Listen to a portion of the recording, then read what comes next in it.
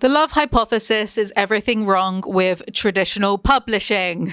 Hi guys and welcome back to my channel. I don't know why I decided to film today when it's 30 degrees. I think we might be having another heat wave this week, so you'll just have to forgive me and my face and my hair and my makeup and my dress. Shall we just get into the video already? Yes, this is a long form book review. I've not done one of these in a while, and this was a long one. I had a lot to say about this. I heard like a week or so ago that I'd heard of Ali Hazelwood. She was on my list of authors to look into, and I'd heard maybe about the love hypothesis, but a week or so ago it came to my attention that the love hypothesis is yet another one of these books that started out as a fan fiction on AO3, and then I'm convinced there are just like trad pubbers who are bored or whatever, because it's not like they don't get enough people sending them stuff to look through. There's trad pubbers who are clearly bored, if you can hear the fan, excuse me, in the background, trawling through AO3 to see what's popular and what's distinct enough from the original IP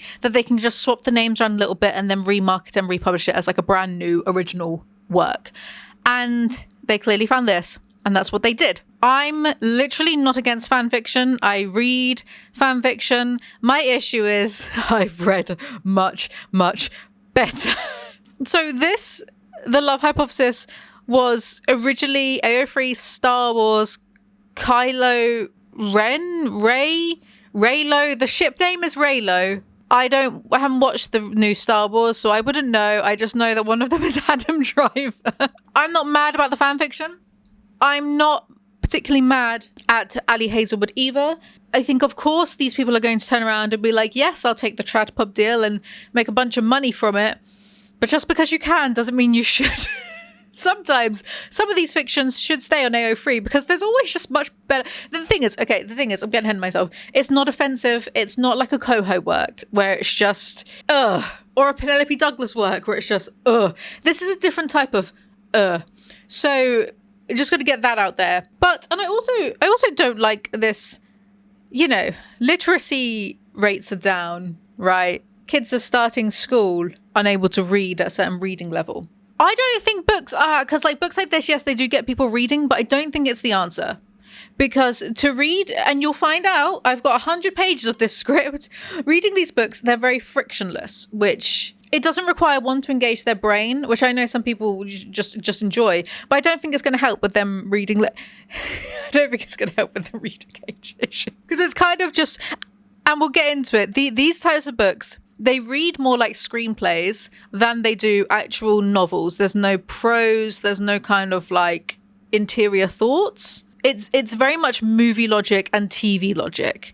I'm not saying every book needs to be no, actually I am saying that every book, as far as I'm concerned, does need to be Anna Karenina. Also, before I begin, my book, The Prime Minister's Porky Mistress, I had the cover redesigned and redone by my friend Ryan Best. He's an artist. He's friends with my friend Trevor, who's a comic book writer. He's his artist. You can check him out on, I think it's Ryan Best Art on Instagram. But he redesigned my Prime Minister's Porky Mistress cover, and I love it. It's more like a 1950s weird sci-fi romance, big boobed pig lady thing.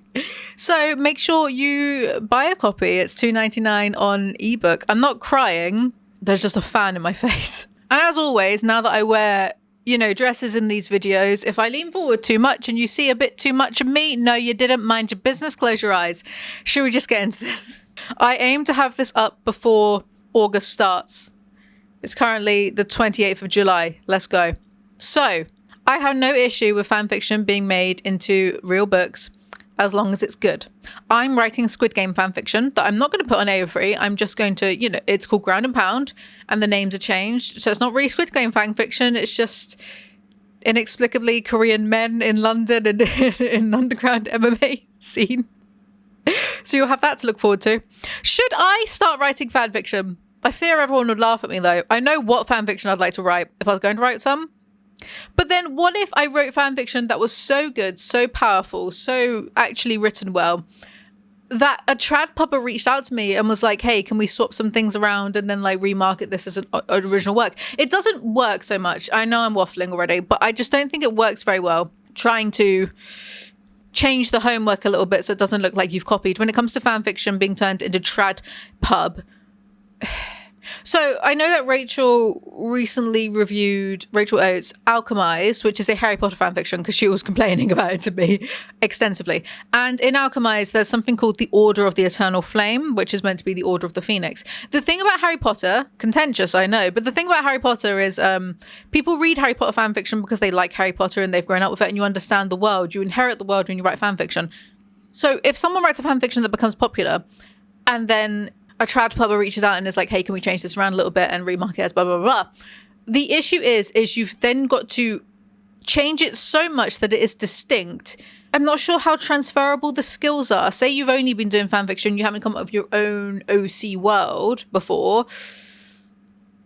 Are the skills that transferable into creating your, it's a bit dicey. There are certainly fanfic authors who would be capable of it, but apparently not the author of Alchemized. Let's just get into this. So first of all, if you look at the front cover, that is literally just Adam Driver. Second of all, I wouldn't say the TikTok sensation is a great commendation. The reviews at the beginning of this book did say this is a funny, sexy, and smart read. So let's see, shall we? The notion that this is a brainy fiction should terrify every single one of you. Prologue. Frankly, Olive was a bit on fence about the whole grad school thing. Not because she didn't like science. She did. She loved science. Science was her thing. The italics. And not because of I don't mind italics so much, but shut up. And not because of the truckload of obvious red flags. She was well aware that committing to years of unappreciated, underpaid 80-hour work weeks might not be good for her mental health. Immediately, this is not a good book. Case closed.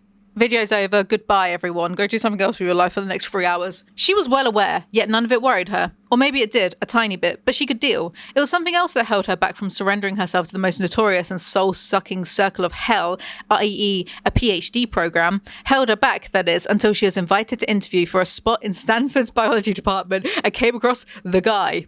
The guy whose name she never really got. The guy she met after stumbling blindly into the first bathroom she could find. The guy who asked her, out of curiosity, is there a specific reason you're crying in my restroom? Once again, I am in the wrong profession.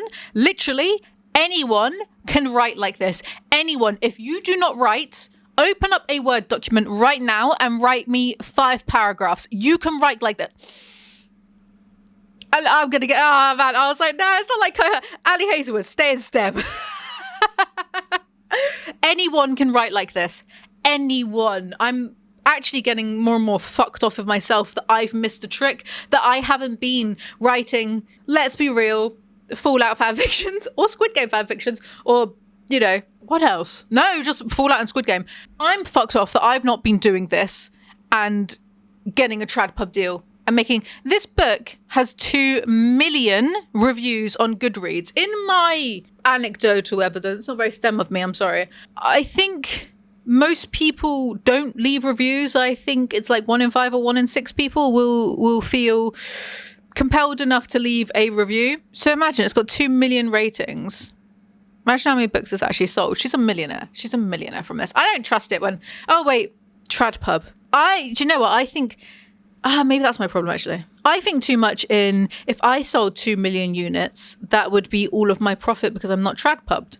But as she is trad pubbed, I guess she's not a millionaire. Missed a trick, babe. But this is why I'm literally writing a Squid Game fanfiction to market to, no offense, dumb romance readers, because this has 2 million reviews on Goodreads. Ali is a millionaire. It should be me. There was a lot of re's in there and capitals. I've left them out. Her entire field of view was blurry. All she could see was a watery outline. Someone tall, dark haired, dressed in black. And yeah, that was it.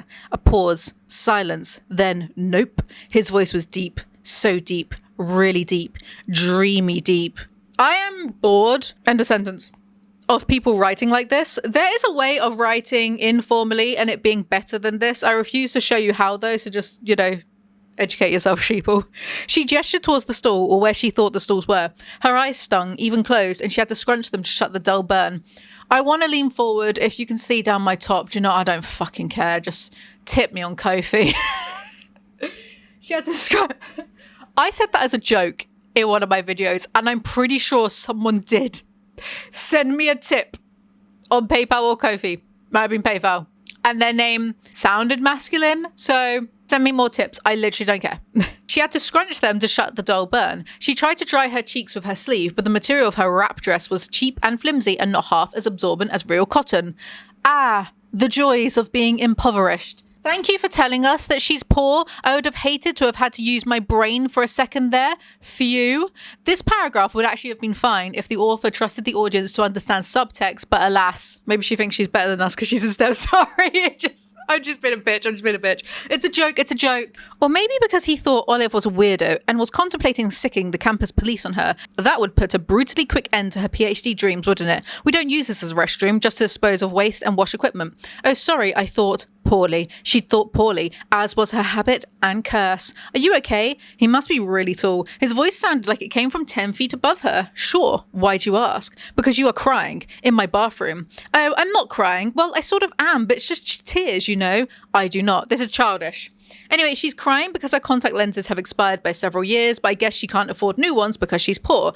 Her eyes are burning, so she cannot see him properly, and she keeps asking questions about whether he's a PhD student. Sorry. She wished she could see him. Social interactions were hard enough to begin with. The last thing she needed was fewer social cues to go by. Ah, a socially awkward FMC. That has never been done before. Why can't they all be chads like me? I wonder if she'll possess a magic vagina. They shake and his hands are so large it could have enveloped her whole fist. Great. He's a giant. Like Shrek, I guess. Olive, our FMC, is Canadian. She shrugged. And the MMC is Shrek. Scottish. She shrugged. I might not get an offer, but she and the professor she'd interviewed with, Dr. Aslan, had really hit it off. Olive had stuttered and mumbled much less than usual. Plus, her GRE scores and GPA were almost perfect. Not having a life came in handy sometimes. It's the exposition dumping for me. This does sound stereotypically AO3 to me, though. I can just sense it. I've read enough AO3 in my time. He asks if she will enroll if given an offer, and they are at Stanford. She bit her lip. What if I'm not good enough, she blurted out, and why, God, why was she bearing her deepest fears of her little secret heart to this random bathroom guy? And what was the point anyway? Yes, why are you saying this all to literally just some bloke who, by the way, has been terrible in the way of conversation already? He is not inviting or engaging at all. He asks why she's doing a PhD in the first place, but dismisses her answers as lines from an interview prep book, which is very charming of him. He's going to be personalityless, isn't he? If I was Adam Driver, I'd be fuming, mate. In a long line of missteps, clearly, he sighed. Here's the deal. I have no idea if you're good enough, but that's not what you should be asking yourself. Academia is a lot of bucks for very little bang. What matters is whether your reason to be in academia is good enough. So why the PhD? Olive, okay, nosy. Get a hobby, get a life. She thought about it, and thought even more. This writing genuinely was doing my head in, and we were only in the prologue. It feels so full of itself, so quirky, and proud of it. It's like the quirky female lead in an indie movie, indie film. You know, the one who's just like, do you ever just dance in the rain? You know, it feels like that. I'm too British. Also, she's been blind this entire time from the contacts. A question?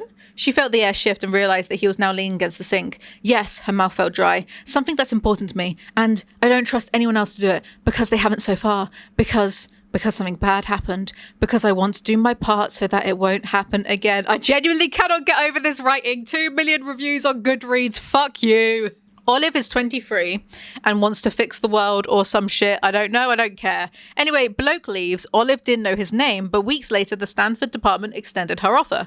He's clearly the professor or whatever in it and probably enjoyed how naive and stupid she sounded. Sorry, I mean idealistic and whimsical. Chapter 1. 2 years, 11 months later, and Olive is kissing someone, a very tall someone. Clearly, it's Adam Driver from the prologue, who was also very tall. Maybe I'm wrong. I'm not in STEM. I'm sorry to all my STEM girlies. I know you must imagine there's no STEM girlies in my audience. Imagine it's all just bitchy people like me. I'm very sorry. I'm not mocking you. I'm mocking this book, man. This book, the reviews, a smart, funny read is neither smart nor funny. I'm in tears. I'm crying. The kiss is awkward, and the guy kisses back. Olive is doing this to fool her best friend Anne. Who knows why? Who cares? And of course, the kissing dude is Dr. Adam Carlson. Get it? Carlson? Adam Driver? AKA Adam Driver, AKA clearly bloke from the prologue. Let's not beat around the bush here. And Olive is not happy because Dr. Adam is at the very peak of the ass pyramid. Her words, not mine, because he's a douchebag. He was the reason Olive's roommate, Malcolm, had to completely scrap 2 research projects and would likely end up graduating a year late. The one who made Jeremy throw up from anxiety before his qualifying exams, the sole culprit for half the students in the department being forced to postpone their thesis defences. Joe, who used to be Olive's cohort and would take her to watch out-of-focus European movies with microscopic subtitles every Thursday night, had been a research assistant. I'm saying these words, not a single one of them are actually going into my brain. It's really quite... I was thinking about something else entirely. I was thinking I was seeing like spots on the wall. I should be an actor. Had been a research assistant in Carlson's lab, but he decided to drop out 6 months into it for, quote, reasons. I've got it. I know why TikTok likes this book. This whole book reads like a TikTok. Because reasons. What? Were the vibes off? Shut up. Also, I can't help but imagine he's like Severus Snape. So Olive has kissed this, quote, obnoxious, terrifying dick. He stood in front of Olive, ridiculously intimidating, with dark eyes and even darker hair, staring down from who knows how many inches above 6 feet. He must have been over half a foot taller than she was. 6 inches, that's half a foot, yeah. 6 inches, that's not super taller. That's not like, I'm like 5'8" on a good day. First thing in the morning when your back's still straighter, when it's not like when your spine's not compressed. 5'8" in the mornings. 6 inches bigger than me. That's not that. What's that? I'm not in STEM. 6'2". It's not that impressive. It's not that. She's 5'8" too. It's not that tall. Not a big deal. If you're already 5'8", it's not big. Shut up. This comes up a lot, by the way. I'm not just griping. I am just griping, but also I've decided on a whim. I've decided I should be a background extra because I'm bored.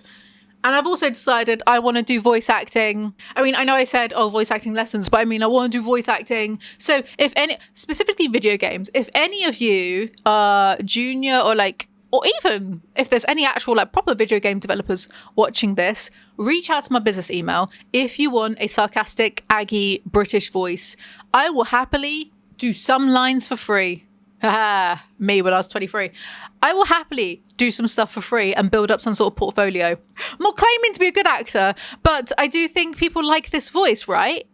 And I want to do video game acting. I don't know why. It's a new whim I've got. So reach out to me if you will take it seriously. Yeah, so 6 inches isn't super taller. It's like one average penis size taller. Not a big deal. Did you just kiss me? He sounded puzzled and maybe a little out of breath. His lips were full and plump and, God, kissed. There was simply no way Olive could get away with denying what she had just done. But still, it was worth a try. Nope. I didn't mind the nope bit because it committed to the bit. I am reasonable after all. He asked what's going on and she says, none your business. Of course. He must be getting back into his usual groove because his tone had lost some of its surprise, was back to normal, dry, laconic. I'll just go back to my office and begin my work on the Title 9 complaint. Olive exhaled in relief. Yeah, that would be great since... Wait, you're what? He cocked his head. Title 9 is a federal law that protects against sexual misconduct within academic settings. I know what Title 9 is. I see. So you willfully chose to disregard it. What? No, I didn't. See? Voice acting, me. Imagine it. He shrugged. I must be mistaken then. Someone else must have assaulted me. Assault? I didn't assault you. You did kiss me. But not really. Now that I've said I should do voice acting, I feel myself subconsciously giving more of a shit, saying this out loud. Without first securing my consent, I asked if I could kiss you. It's Leviosa, not Leviosa. And then did so without waiting for my response. What? You said yes. Excuse me? She frowned. I asked if I could kiss you and you said yes. Incorrect. You asked if you could kiss me and I snorted. I'm pretty sure I heard you say yes. This is just dumb. It's just dumb. She says sorry and to forget about it, and he studied her for a long moment, his angular face serious and something else, something that she couldn't quite decipher because she was too busy noticing all over again how damn towering and broad he was. Just massive. This is the 4th or 5th time already that we've been told he's big enough. Stop it. Guess what? Every chapter. Every single chapter. Olive herself is 5'8", we are told, but the narrator keeps acting like Adam is some sort of half giant, like Hagrid. Why is Harry Potter in my head? Adam is then basically like, okay, see ya, and Olive is like, no, and grabs his wrist. And, this whole scene, don't want to be that person, reads differently if you gender swapped it, huh? So then Adam is like, okay, explain why you kissed me. Anne has Olive pushed a strand of brown hair behind her ear. This was where the story becomes embarrassing, complicated, a little juvenile sounding. I was seeing this guy in the department, Jeremy Langley. He has red hair and works as a doctor. Anyway, we went out a couple of times and I brought him to Anne's birthday party and they sort of hit it off, and Olive shut her eyes, which was probably a bad idea because now she could see it painted on her lids, how her best friend and her date had bantered in that bowling alley as if they'd known each other their whole lives, the never exhausted topics of conversation, the laughter, and then at the end of the night, Jeremy following Anne's every move with his gaze. It'd been painfully clear who he was interested in. Olive waved her hand and tried for a smile. Long story short, after Jeremy and I ended things, he asked Anne out. She said no because of girl code and all that, but I can tell she really likes him. She's afraid to hurt my feelings. No matter how many times I told her it was fine, she wouldn't believe me. Not to mention that the other day I overheard her confess to our friend Malcolm that she thought Jeremy was awesome, but she could never betray me by going out with him. And she sounded so dejected, disappointed and insecure, not at all like the spunky, larger-than-life Anne I am used to. So I just lied and told her that I was already dating someone else because she's one of my closest friends and I've never seen her like a guy this much and I want her to have the good things she deserves and I'm positive that she would do the same for me. And Olive realised that she was rambling and that Carlson couldn't have cared less. She stopped and swallowed, even though her mouth felt dry. Tonight. I told her I'd be on a date tonight. His expression was unreadable. But I'm not. So I decided to come into work on an experiment, but Anne showed up too. It's very hard to suspend my disbelief in believing that Olive is 25. FYI, 25. She keeps saying sorry to him and then she runs off back home and he's like, Olive, wait.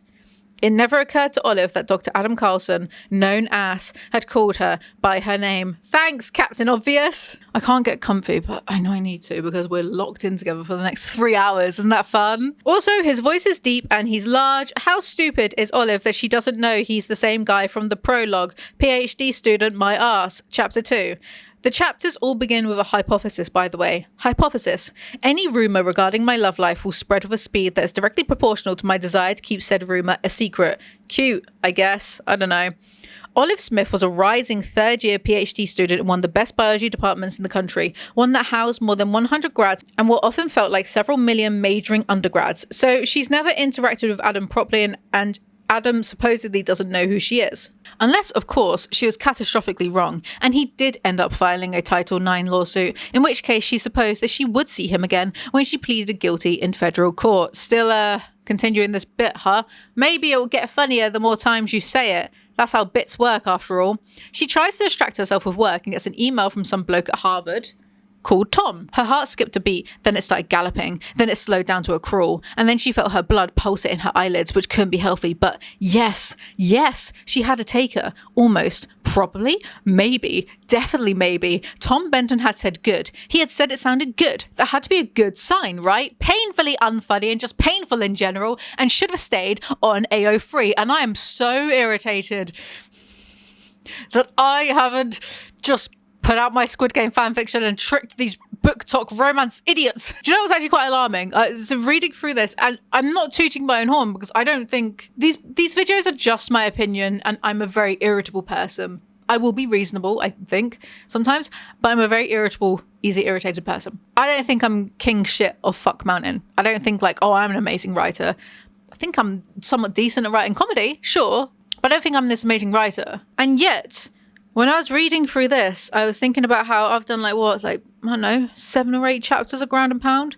And I was thinking about the difference in, yeah, I'm going to be a bitch, the quality. And the thing is, as I'm writing Ground and Pound, kind of just like, I do sort of kind of care about it now because my little Chi-hun and Minho, they're so cute. So I do sort of care about it now. It's not just the 100% cynical job I wanted it to be. And yet, reading through this, I really got the feeling of like, oh, I'm trying too hard. I don't feel like I am actually trying Ground and Pound, but I'm clearly, compared to this, am trying too hard. Because as I say, the paragraph that I just read out, anyone can write like that. Bro, English could be your 10th language and you could write like that in English. So I've decided to add to my never-ending workload, I should write a book that's like this. It's not, because Ground and Pound, I'm clearly trying too hard on my little underground MMA Squid Game cast fighting series. I'm trying too hard on it. I should write a book like this. And I thought, what do I know? I wasn't in STEM. What do I know? Oh, I know like bartending. I know the service industry and hospitality and stuff. What if it was like just this trope filled, and this is a very trope filled book, but just all the tropes shoved into one. Like, oh wait, I have to do my football one as well. I've got a short about football that I'm writing. I need to finish the Odyssey one as well about Boris Johnson. Do you know what? Ignore me. The difference between me and someone like Ali Hazelwood is she sat down and written the thing. And I mean, granted, I could have like 20 books out if I wrote like this too. I'm missing a trick. This is my problem. Ronnie Red's almost done, by the way. So Olive's research is about finding non-invasive, affordable detection tools for pancreatic cancer. Aren't you living in America right now? Good luck, babe. She's looking for a larger research lab to help fund her with collecting her data. Then Anne appears to glare at her, saying she saw Olive and Dr. Carlson kissing and calls it bizarre. Calm, stay calm. She doesn't know. She cannot know. I doubt that, Olive retorted weakly. Take that upside down Spider-Man kiss. That was way more bizarre than, oh, we're showing our age in this one, aren't we? This plot is very stupid. Listen. Ol, you said you were on a date that night. You're not dating Carlson, are you? She twists her face in a grimace. It'd been so easy to confess the truth. Since starting grad school, Anne and Olive had done heaps of moronic things together and separately. The time Olive panicked and kissed none other than Adam Carlson could become one of them, one they laughed about during their weekly beer and schmores nights. Or not. There was a chance that if Olive admitted lying now, Anne might never trust her again. Or that she'd never go out with Jeremy. And as much as the idea of her best friend dating her ex had Olive wanting to puke a little bit, the thought of said best friend being anything but happy had her wanting to puke a lot more. Like, this is it. This is the plot. She's going to lie about dating Adam over that. In a way, it had been love at first sight. First day of grad school, biology cohort orientation. Right, so she's known Anne since this PhD school thing. So, like, almost 3 years. That's it. She's, like, lying about this. No, for free. Grow up. Anne, though, had been different from the start. Maybe because they'd soon found out that they loved spending their Saturday nights eating junk food.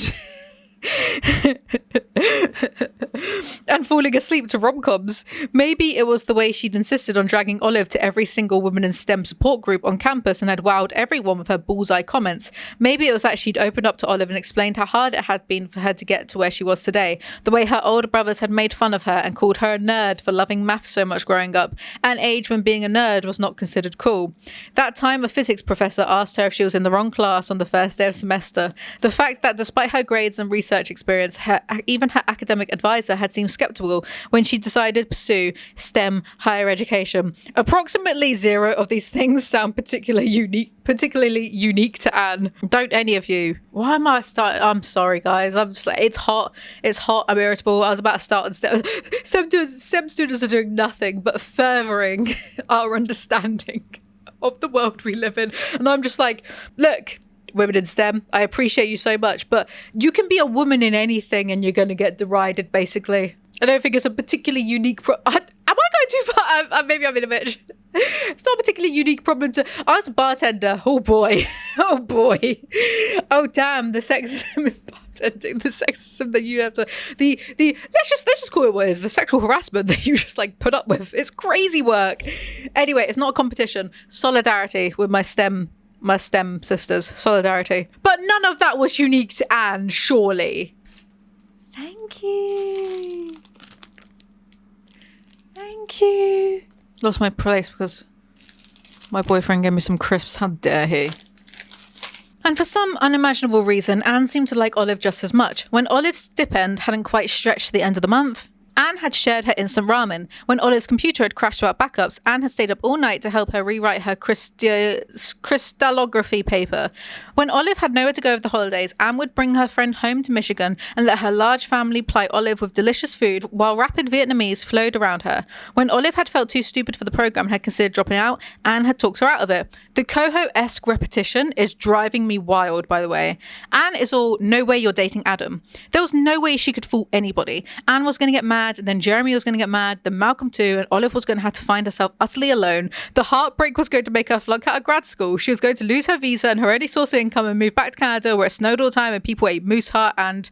what in the forced conflict is this? And then Adam just appears, by the way. The voice, deep and even, came from somewhere behind Olive, but she didn't need to turn around to know that it was Carlson. Just like she didn't need to turn to know that the large, warm weight suddenly steadying her, a firm but barely there pressure applied to the centre of her lower back, was Carlson's hand, about 2 inches above her ass. Holy crap.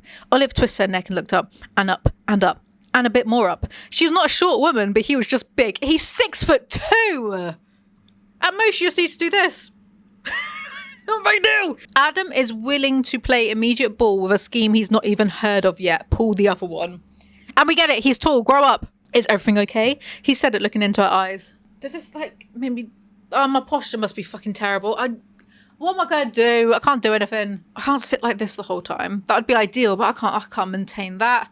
That's too much pressure. Is everything all right? He said, looking into her eyes in a low, intimate tone, like they were alone, like Anne was not there. He said it in a way that should have made Olive uncomfortable, but didn't. For some inexplicable reason, his presence in the room soothed her, even though until a second ago she'd been freaking out. Perhaps two different types of unease neutralize each other? It sounded like a fascinating research topic, worth pursuing. And maybe Olive should abandon biology and switch to psychology. Maybe she should excuse herself and go run a literature search. Maybe she should expire on the spot to avoid facing this crapfest of a situation she put herself in. I will never, ever, ever, ever, ever respect romance readers for enjoying this type of story. And I'm tired now, so... Then Anne leaves because she's embarrassed for all of us. And yes, Adam overheard Anne and Olive talking and decided to play the part of secret boyfriend. Thank you, she repeated, because Adam Carlson might have been a known ass, but Olive was feeling pretty damn grateful right at the moment. Also, I couldn't help noticing that no agents from the Federal Bureau of Investigation, modern Scully FBI, had knocked on my door to arrest me in the past 72 hours. Holy shit. Other writers, except for me, try to be funny, challenge fucking impossible. They introduce properly, but they both already know who the other is, so it's pointless. Oh, by the way, because some of you have been asking this for years, I've started putting the long form book reviews on Spotify. The Spotify is just called Alizee. I'll link it down below the playlist, so you can go check that out. The entire Twilight series is up. I'll start putting the other ones up as well, and my regular YouTube videos will go up on there too. So... there you go. Please follow the Spotify playlist so I can get monetized on there as soon as possible. Also, I've started doing ASMR on my ASMR channel, like actual food ASMR. If you like crunchy sounds and women eating crisps, no, some of you perverts must do, then go over there. It's literally about 3 steps away from making an OnlyFans. So save me from myself. Oh, yeah, it made sense. Thank you. I hadn't thought of that, or of anything else, really. Clearly, her brain had stopped working 3 days ago when she decided that kissing him in order to save her own ass was a good idea. If that's okay with you, I'm going to go home because this whole thing was kind of stressful and I was going to run an experiment by really need to sit on the couch and watch American Ninja Warrior for 45 minutes while eating Cool Ranch Doritos, which taste surprisingly better than you'd give them credit for. Who doesn't like Cool Ranch Doritos? It is not quirky to enjoy eating popular crisps, my god, woman. I can't even eat Cool Ranch Doritos because I got milk in. There's a free from version. I eat that. It's not quirky to eat something that's popular. She's very manic pixie dream girl-esque. He insists on walking her to her car but she doesn't have one because she's broke and instead has a bicycle, but there are no bike lanes, so she risks her life cycling to the college every day. Anyway, she runs away from him yet again and meets up with Anne, who is sure that her dating Adam is a prank. Listen, Anne started. Do you remember last spring when I held your hair back while you projectile vomited the 5 pounds of spoiled shrimp cocktail you ate at Dr. Park's retirement party? Fuck me, I can hear the movie rom-com dialogue here, like from here. Oh yes, I do, Olive cocked her head pensive. You ate more than me and never got sick, because I'm made of sterner stuff. But never mind that. The point is, I'm here for you, and always will be, no matter what. No matter how many pounds of spoiled shrimp cocktail you projectile vomit, you can trust me. We're a team, you and I. And Malcolm, when he's not busy screwing his way through the Stanford population. So if Carlson is secretly an extraterrestrial life form planning a takeover of Earth that will ultimately result in humanity being enslaved by evil overlords who look like cicadas, and the only way to stop him is dating him, you can tell me and I'll inform NASA. Why does dialogue in so many books now? We know the answer. Sound like TV show dialogue and not actual human dialogue. And why are you doing this to me? What did I ever do to you? But we know why, right? We know it's because people can't read.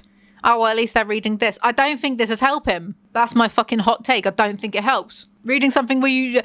Sure, enjoying like trash. It's fine. It's fine. Like, I skimmed through, like, got through this quite quickly. But if it's all you're reading, whatever. Who am I fighting this war for? I don't care. But why? Ol, you're beautiful and smart and funny and have excellent taste in knee socks. Oh, she did do a callback. She did do a callback because she wears knee socks in the sex scene later on. Why would... Fair play, Ali. See, I'm so reasonable. I'm more reasonable than literally everyone else on this platform. Am I mogging in my dress? I can't tell. Or do I look bad? I feel gross. I feel bad. So compliment me, please. I need it. Yes, anyway, why would you go for Adam Carlson? Well, he's allegedly hot and has no personality, so that's more than enough reason. Olive weakly says he's nice and then convinces Anne to date Jeremy. Carlson, is he blackmailing you? Did he find out that you're an aberration and pee in the shower? First of all, it's time efficient, Olive glared. Second, I find it oddly flattering that you think Carlson would go to these ridiculous lengths to get me to date him. Anyone would, Ol, because you're awesome, Anne grimaced before adding, except when you're peeing in the shower. Olive isn't like the other girls because she pees in the shower. Like, you know, everyone does. Am I right? Wake me up when our quirky FMCs are shitting in the shower. Stomping it down the drain, sorry. Then Olive is at a coffee shop and Jeremy, the kind of ex, comes in to ogle her for a bit. Not 20 minutes later, a fourth year who worked with Dr. Holden Rodriguez over in pharmacology came in and took a seat next to Jeremy. They immediately started whispering to each other and pointing at Anne. I'm going to assume it's something to do with Olive fake dating Adam, but that doesn't excuse why these people in their mid-20s are acting like teenagers. Olive fist pumped, which led to Jeremy and his friends staring at her even more weirdly. What was up with them anyway? Did she have toothpaste on her face or something? So quirky. She left the house with toothpaste. She doesn't, but do you know what I mean? Oh, shut up. So reminds me of the IT crowd where he goes on that date and she's like, have you got shit on your head? And it's just like chocolate. That's quirky. That's funny. Even if I'm not apologizing for like an IT crowd. I'm not doing it. Even if we know Graham Lennon is a fucking maniac. He's a nightmare of a human being. I'm not apologizing for like, no one's asking me to. Just shadow boxing. It's so annoying. Did I caveat earlier that J.K. Rowling is awful, even though I was talking about Harry Potter? I think you guys know me by now. Come on, trust me a little bit, right? Cue like 10 people in the comment section writing like essays on why I'm the worst. Why I'm supporting bigots. I'm not. Did she have something on her face? Who cared? Who cared? Did she have something on her face or something? Who cared? Who cared? Yeah. She was going to meet Tom Benton and convince him to take her on. Pancreatic cancer, I'm coming for you. Yeah, if I had to read this crap, then so did you. Sure, why not? She goes to her biology TA meeting and everyone is treating her weirdly. Then her Malcolm, whoever that guy is all, OMG, I can't believe you're dating Adam Carlson. Everyone knows it. So then she goes to Carlson's lab. The second door opened directly onto the lab space, and maybe it was because he was as tall as Mount Everest and his shoulders were just as large. But Carlson was the very first thing she noticed. We get it, he's big. The only way this many mentions of his size pays off is if he has a micro penis. He doesn't. Spoiler alert. Unfortunately. No, there's anything wrong with that. To my, like 10% of male viewers on these videos, maybe one of you, it's fine. I'm not, shut me up. It's hot, okay? She tells him everyone knows they are dating and he's totally unbothered by it. He was not supposed to be calm. He was supposed to be incensed. He was a known dick with a reputation for arrogance. The idea of people thinking he was dating a nobody should be mortifying to him. The burden of freaking out should not be falling on Olive alone. Dating a nobody. He's a professor, not a rock star. Won't your friends feel bad about dating if they think we're not together? Not my brain then being like, oh my god, I should totally like write, like in Gerard Way, Michael Romance AO3 fan fiction, and then maybe that'll get picked up for a book deal. You/reader ex Gerard Way, aka no, shut me up. The only Caucasian man. I'm like, yeah. I think that's that. Even then, it's just because he has black hair. Shut me up. Won't your friends feel bad about dating if they think we're not together or that you lied to them? Maybe we can tell people that I broke up with you. That's very flattering, Dr. Carlson deadpanned. She couldn't quite figure out if he was joking. Fine, we can say that you broke up with me. Because that sounds credible, he says dryly, almost below his breath. She was not sure if she'd heard him correctly and had no idea what he might mean, but she was starting to feel very upset. How are you going to single-handedly beat pancreatic cancer but be this socially oblivious that this man clearly likes you? Don't say, oh, maybe she's neurodivergent and doesn't read social cues properly. She's not. As far as I'm aware in this book, she's pretty neurotypical. That's why all the basics like this book, so I'm sorry. I'm starting everyone. STEM, neurotypicals, white men, apart from Gerard Way, J.K. Rowling, Graham Lennon, white man. Sorry. So then he's just like, just let people think we're dating. You can let people go on thinking we're dating. It solves your problem with your friend and what's his face, and you don't have much to lose. Since it sounds like from a reputation standpoint, he said the word reputation, rolling his eyes a little, as if the concept of caring about what others thought were the dumbest thing since homeopathic antibiotics. Things cannot get any worse for you. This was, out of everything in her life, Olive had never what exactly? I'm sorry, did you get tired that day and forget to finish your sentences? You mean forever? She thought her voice came out whiny, but it was possible that it was just an effect of the blood pounding in her head. That sounds excessive. Maybe until your friends are not dating anymore, or until they're more settled. I don't know. Whatever works best, I guess. He was serious about this. He was not joking. No man does this for a woman that they do not like. Adam is, I think he's 34. And Olive is... She's meant to be 26. It said 20... Oh, no. She's 26 and he's 34. People on Goodreads tried to turn this into an oh no type of thing. I guess because he's a professor. I will be so honest with all of you. I don't care. She's mid-20s. Like, just over. Well, she's in mid-20s technically, but she's over the 25 hump. He's early 30s. I don't care. She's probably fine. She's in STEM, though she is a total dipshit. I did see people leaving reviews talking about how they were in STEM and it was highly inappropriate, professor, and even though he's not her advisor or something, it was still very inappropriate. I'm going to be very honest with all of you. I don't care. I'm so beaten down by this genre. I'm so beaten down by dark romance that if someone who's 26 and someone who's 34, because I think some people were just being like, oh no, I don't like that age gap. And it's like, I think we're taking this a bit too far now. Soon you'll get people being like, no, 20 and 22 or 30 and 31 don't like those ages. It's like, come on.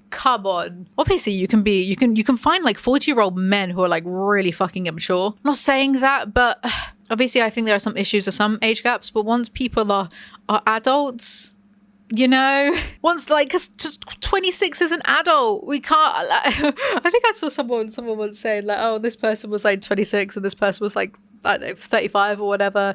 The 26-year-old was basically like a child. It's like, what are you talking about? That's so infantilizing. I feel like maybe I thought differently a few years ago. Maybe it's because I'm older and I still feel 12, to be honest. I think people are taking it too far the other way, and I think some of it is just looping straight back into like this puritanical purity culture, because the lower gen beneath us, the ones that watch like Clavicular and all that, you know, like they don't really go out as much. They don't drink, they don't smoke, they don't, which is I don't drink. I know that, but like I don't drink because I'm an addict. But if someone's not drinking because of like purity culture, I think that's different. Obviously, it's still good to not drink. I have a lot of thoughts, none of them are that relevant. This was a small aside, so tell me what you think in the comment section below. Argue with me. I'm not going to read it. Basically, I'm beaten down by this genre. I don't care that, oh, it's probably very inappropriate that she's a, you know, grad student, 26-year-old PhD, whatever, and he's a professor who isn't her advisor and doesn't teach her lessons or whatnot. I don't care. As far as I'm concerned, if this is what like the romance girlies reading this finds taboo, like have your milquetoast taboo romance. If this is what they're calling taboo, then fine. It's not a girl having sex with her step uncle and a threesome with her step cousins. I'm not going to pretend to care. I'm not going to virtue signal over this. I don't give a shit. As far as I'm concerned, this book isn't offensive like a Penelope Douglas novel. It's just offensive to my media literacy, so shush. Are you not? Olive had no idea how to even ask it. Married or something? He must have been in his early 30s. He had a fantastic job. He was tall with thick, wavy black hair, clearly smart, even attractive looking. He was built. Yeah, he was a moody dick, but some women wouldn't mind it. Some women might even like it. You mean you like it? Don't be a coward. He shrugged. My wife and the twins won't mind. Oh shit. Olive felt a wave of heat wash over her. She blushed crimson, then almost died of shame because, God, she had forced a married man, a father, to kiss her. Now people thought he was having an affair. His wife was probably crying into her pillow. His kids would grow up with horrible daddy issues and become serial killers. Oh my God, I am so sorry. Just kidding. A hint of personality. I'll take it. She's like, why do you even want to fake date me? He seemed preoccupied for a moment, fingertips drumming against large biceps. It considerably strained his shirt. I'm just cackling right now that none of these stacked men ever get shirts that fit. He reveals that he's considered a flight risk. The uni doesn't trust him to not leave, so they've frozen a third of his research funds, and if it looks like he's settling down, then they might trust him more to stay. What do people who are dating do? It beat Olive. She had gone on maybe 5 dates in her life, including the one to Jeremy, and they had ranged from moderately boring to anxiety-inducing to horrifying, mostly when a guy had monologued about his grandmother's hip replacement in frightening detail. She would have loved to have someone in her life, but she doubted it was in store for her. Maybe she was unlovable. Maybe she was unlovable. That is quite the leap. May I suggest therapy? In the end, it didn't really matter. Grad school and dating went poorly together anyway, which is probably why Dr. Adam Carlson, MacArthur Fellow and genius extraordinaire, was standing here at 30-something years old asking Olive what people did on dates. Academics, ladies and gentlemen. I know you think having a third-person narrator who constantly winks and nudges the audience and quips and breaks the fourth wall is quirky or something, but next time may I suggest just doing a first-person POV? Or maybe not writing at all. He was smiling, staring at her staring at her with a strange light in his eyes. And would you look at that? Adam Carlson had dimples. Cute ones.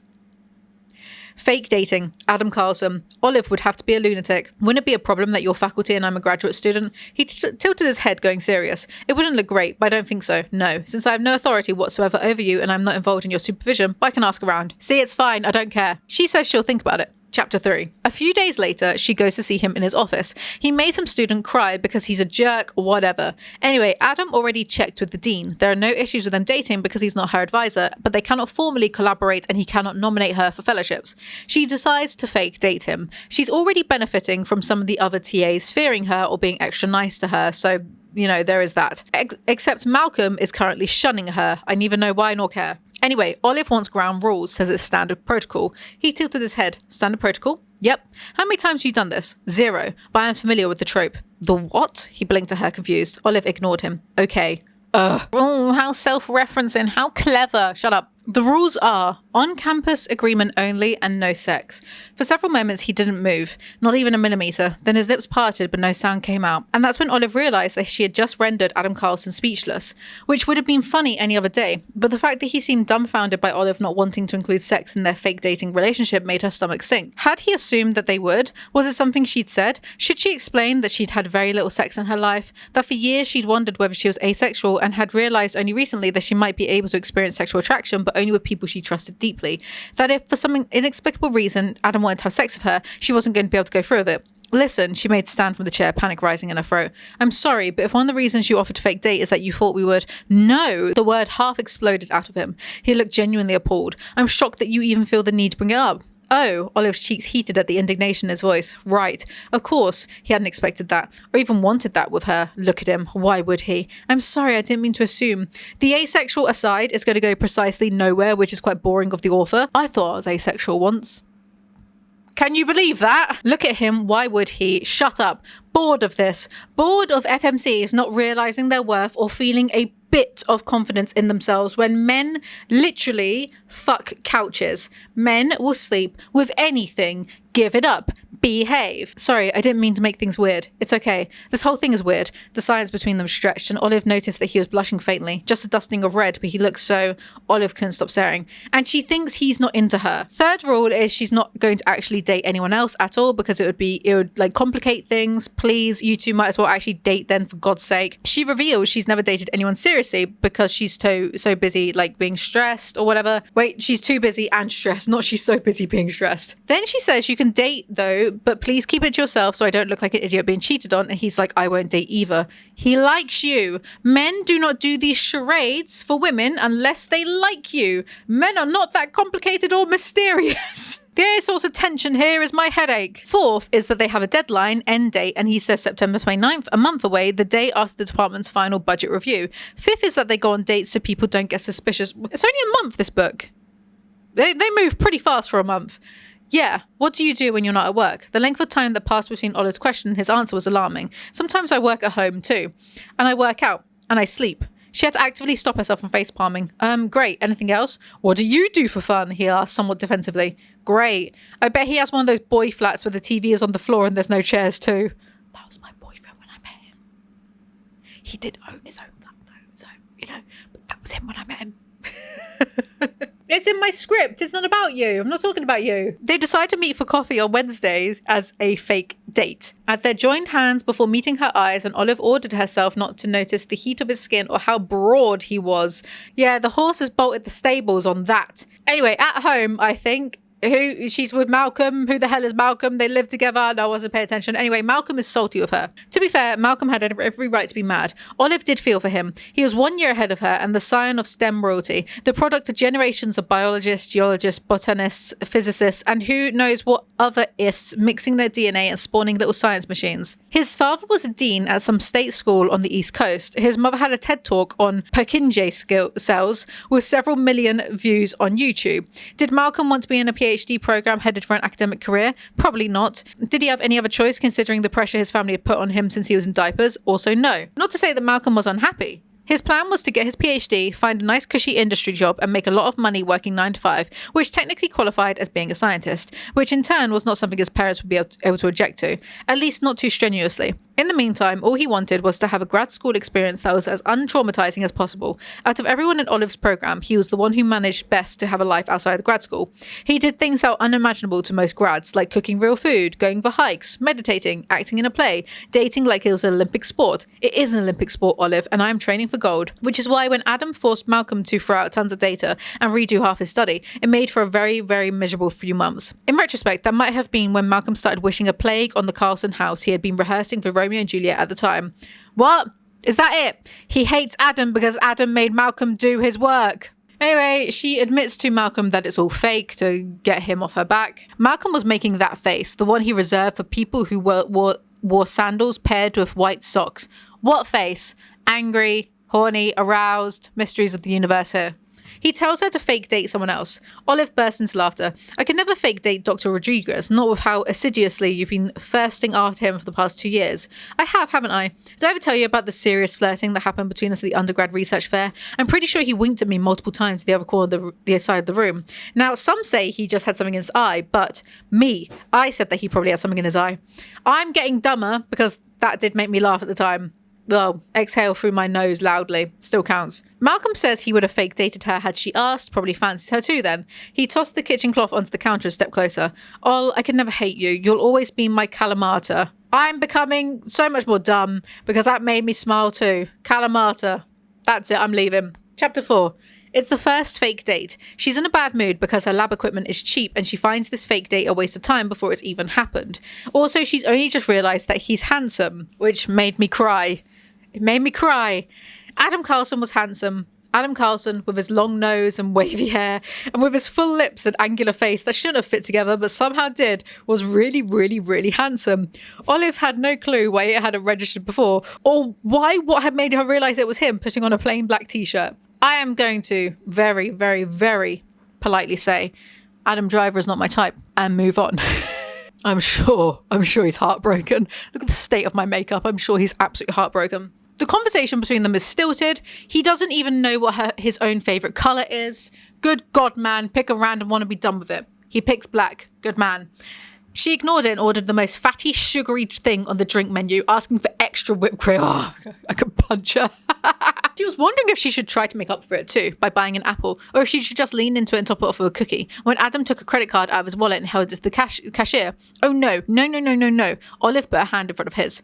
Is she not going to be like the other girls because she enjoys sugar? Wow, why can't anyone just be normal? Nope, she shook her head. I would never fake date a dude who thinks that he has to pay for my coffee just because he's a dude. He lifted an eyebrow. I doubt a language exists in which the thing you ordered could be referred to as coffee. Hey, it's not about me being a dude. The word came out with a touch pained. But about you still being a grad student and your yearly income. For a moment, she hesitated, wondering if she should be offended. Was Adam being his well-known ass self? Was he patronising her? Did he think she was poor? Then she remembered that she was in fact poor and that he probably made 5 times as much as her. She shrugged, adding a chocolate chip cookie, a banana and a pack of gum to her coffee. To his credit, Adam said nothing and paid the resulting $21.39 without batting an eye. I was about to get huffy because I thought she was going to insist on not paying for her own coffee. But then she did do this, so well done. Good girl.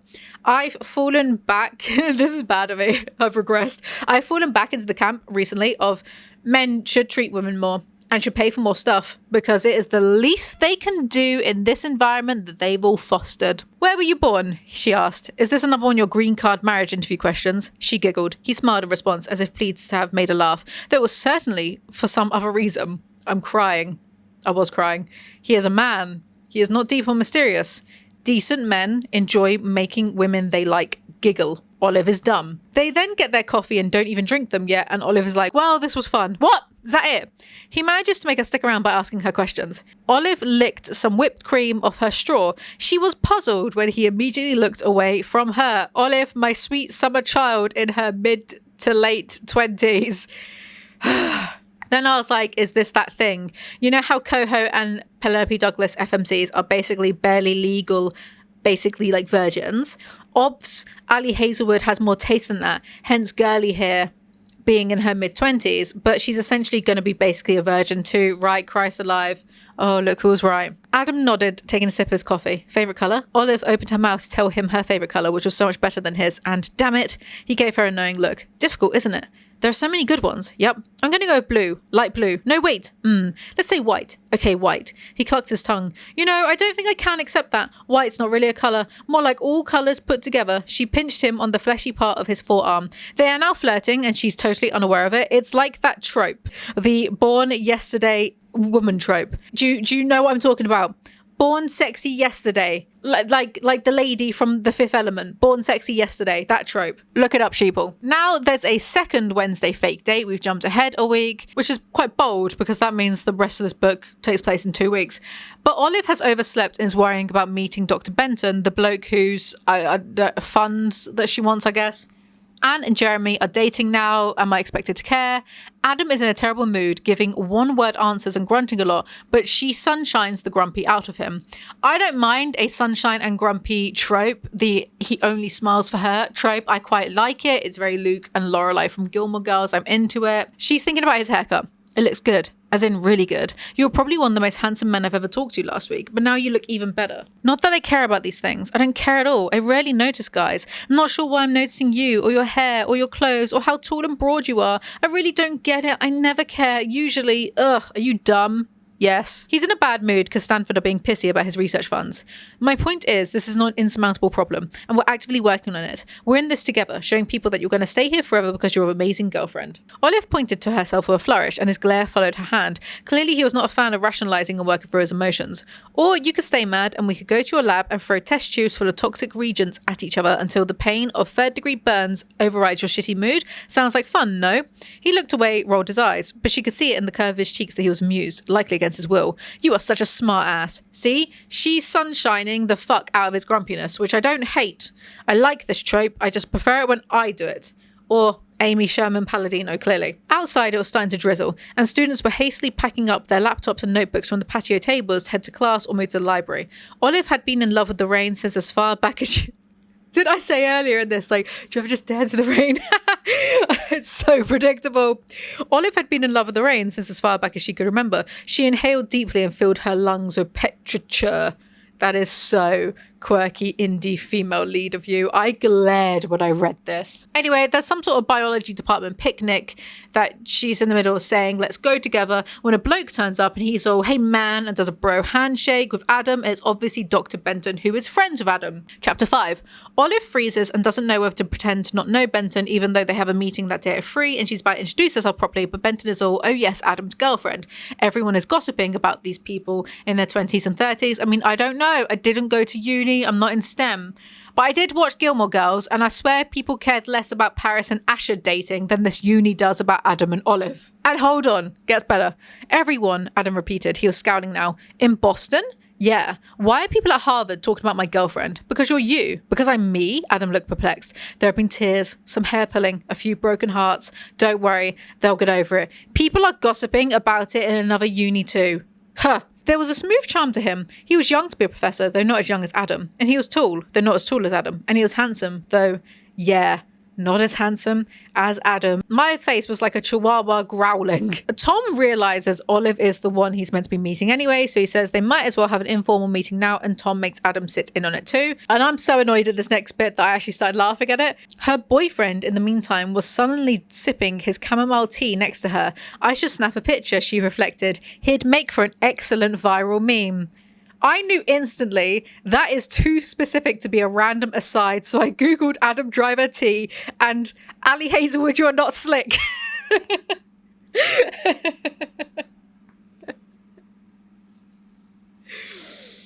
Bless her. It's being made into a film, and Adam Driver's not playing Adam. Genuinely, I don't know if she's got a boyfriend or husband. Don't care. Like, what's the point, babe? What's the point? You went to all that trouble, and you can't get Adam Driver to play Adam Driver in your sexy fan fiction about Adam Driver. Like, what is the point? What is the point? If I were her, and I'm not, so I won't be picking Adam Driver, but if I was her, I'd be like, Adam Driver has to play it, otherwise you don't get the film. You don't get the film, right? I'm not selling it to you. You don't get it. We don't make money. I want Adam Driver to play Adam, and then have a little meet cute on set.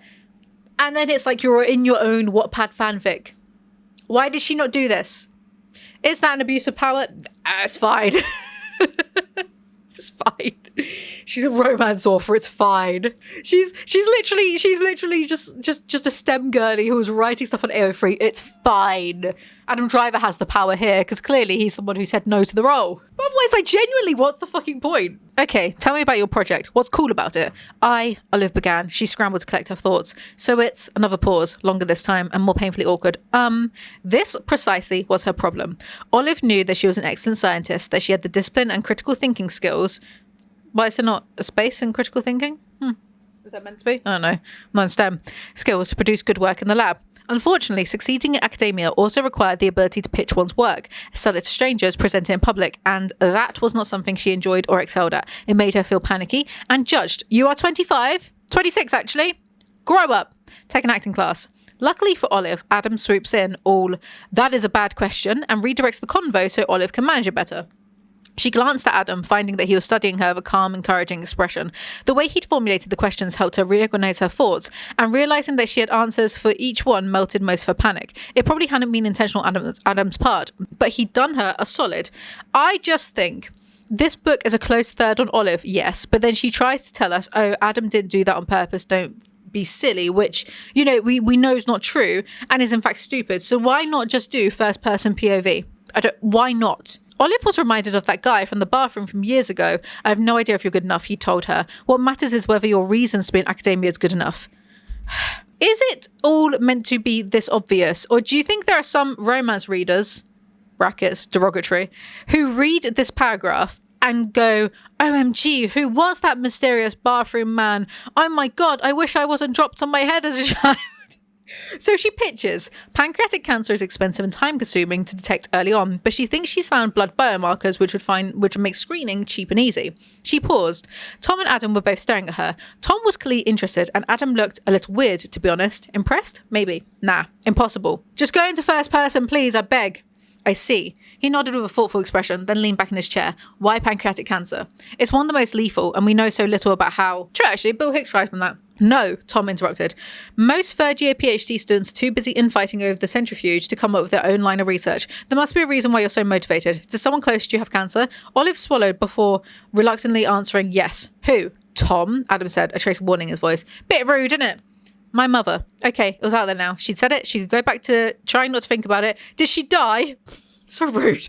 A beat. Olive hesitated, then nodded silently, not looking at either of the men at the table. She knew Tom wasn't trying to be mean. People were curious, after all. But it wasn't something Olive wanted to discuss. She barely ever talked about it, even with Anne and Malcolm. And she had carefully avoided writing about her experiences in her grad school applications, even when everyone had told her it would give her a leg up. She couldn't. She just couldn't. How old were you? Tom! Adam interrupted, tone sharp. He set the tea down with more force than necessary. Stop harassing my girlfriend. It was less of a warning, more of a threat. Right, yes, I'm an insensitive ass, Tom smiled, apologetic. This is literally just so rude of him. Anyway, he's all, write me a report and everything and I'll consider it. Tom is all, I'm sure I'll see you around because I'm staying at Adam's. Forced proximity, only one bed, chapter coming straight up, I'm sure. Chapter 6. By the way, I gave up smoking. Vaping, technically. Gave it up. I was lying to myself. Oh, I only do it socially a few times a year. Once every few months. Once every month. Oh, what's this? Oh, I've gone outside. Time to... Gave it up. It's been what? 20 days? 20 days. It's very long. I've done so well. I think I deserve a cigarette. But congratulations to me. There's all this talk of cancer that just made me think of that. Do you know what inspired, actually? Seeing My Chemical Romance live, because I was like, God, I've got to protect my voice. My voice is my job. And I want to do open mic singing. So I need to... But Jared Way used to smoke loads, actually. He's fine. Chapter 6. Hypothesis. When compared with multiple types of models of furniture, Adam Carlson's lap will be rated in the top 5th percentile for comfort, coziness, and enjoyment. Ugh. So Olive and Anne go to Tom's lecture, and not being funny, I stopped reading this 2 days ago because I was busy and I already forgot who Tom was. Anne said, I overheard at least 5 people in the hallway saying that Benton is a known science hottie. No one has ever said that ever, nerds. I will steal your lunch money because I am Plato, the Chad of philosophy, and philosophy is like science but for the brain. Oh, daddy. Hell yeah, now we're talking. Oh no, she's saying it to Anne. Boring. There was nowhere to sit. Of course, not even on the floor or the steps. Olive spotted Adam in an aisle seat a few metres away.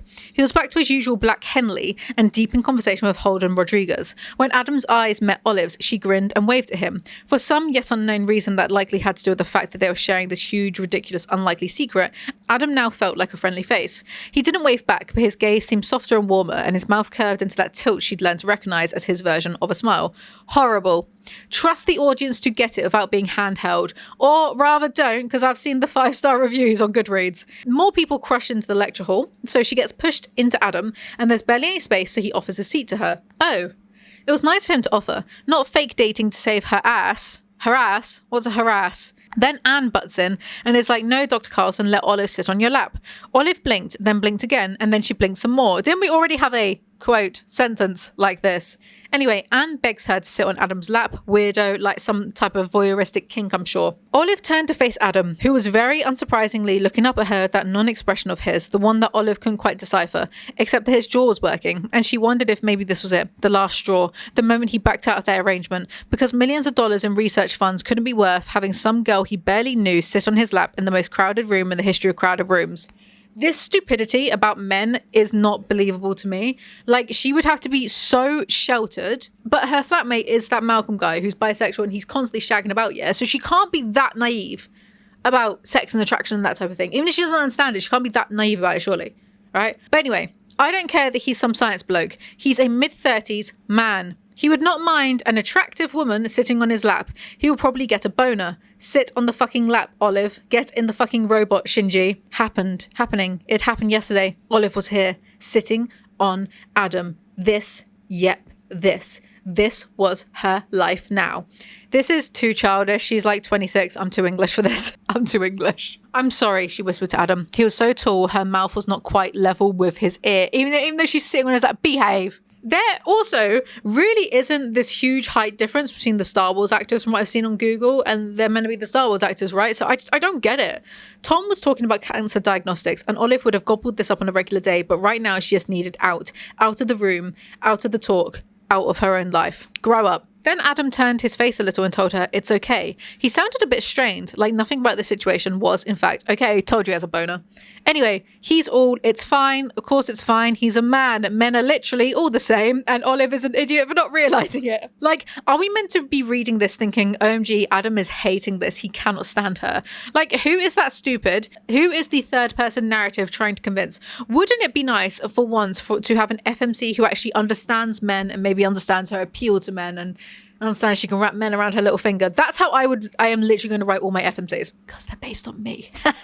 They're beautiful and smart and charismatic and funny, and they make the stupid men go crazy. Wouldn't like, and that, but the thing is I'm saying that right now and it's like, oh, that sounds a bit conceited, like who would believe it? But is that not preferable to this constant like, oh, I'm pretty, why do men hate me? Like, what are you talking about? Anyway, she relaxes because he's so comfy and big and she wants to nap on him. Is it working for you? It came out a little needy. Olive told herself that was only because of how low she'd had to pitch her voice. Or do you maybe want to fake break up early? He didn't reply for a second. Then, just as Dr. Moss took the mic to thank Tom and ask the audience questions, she heard him say, no, I don't want to fake break up.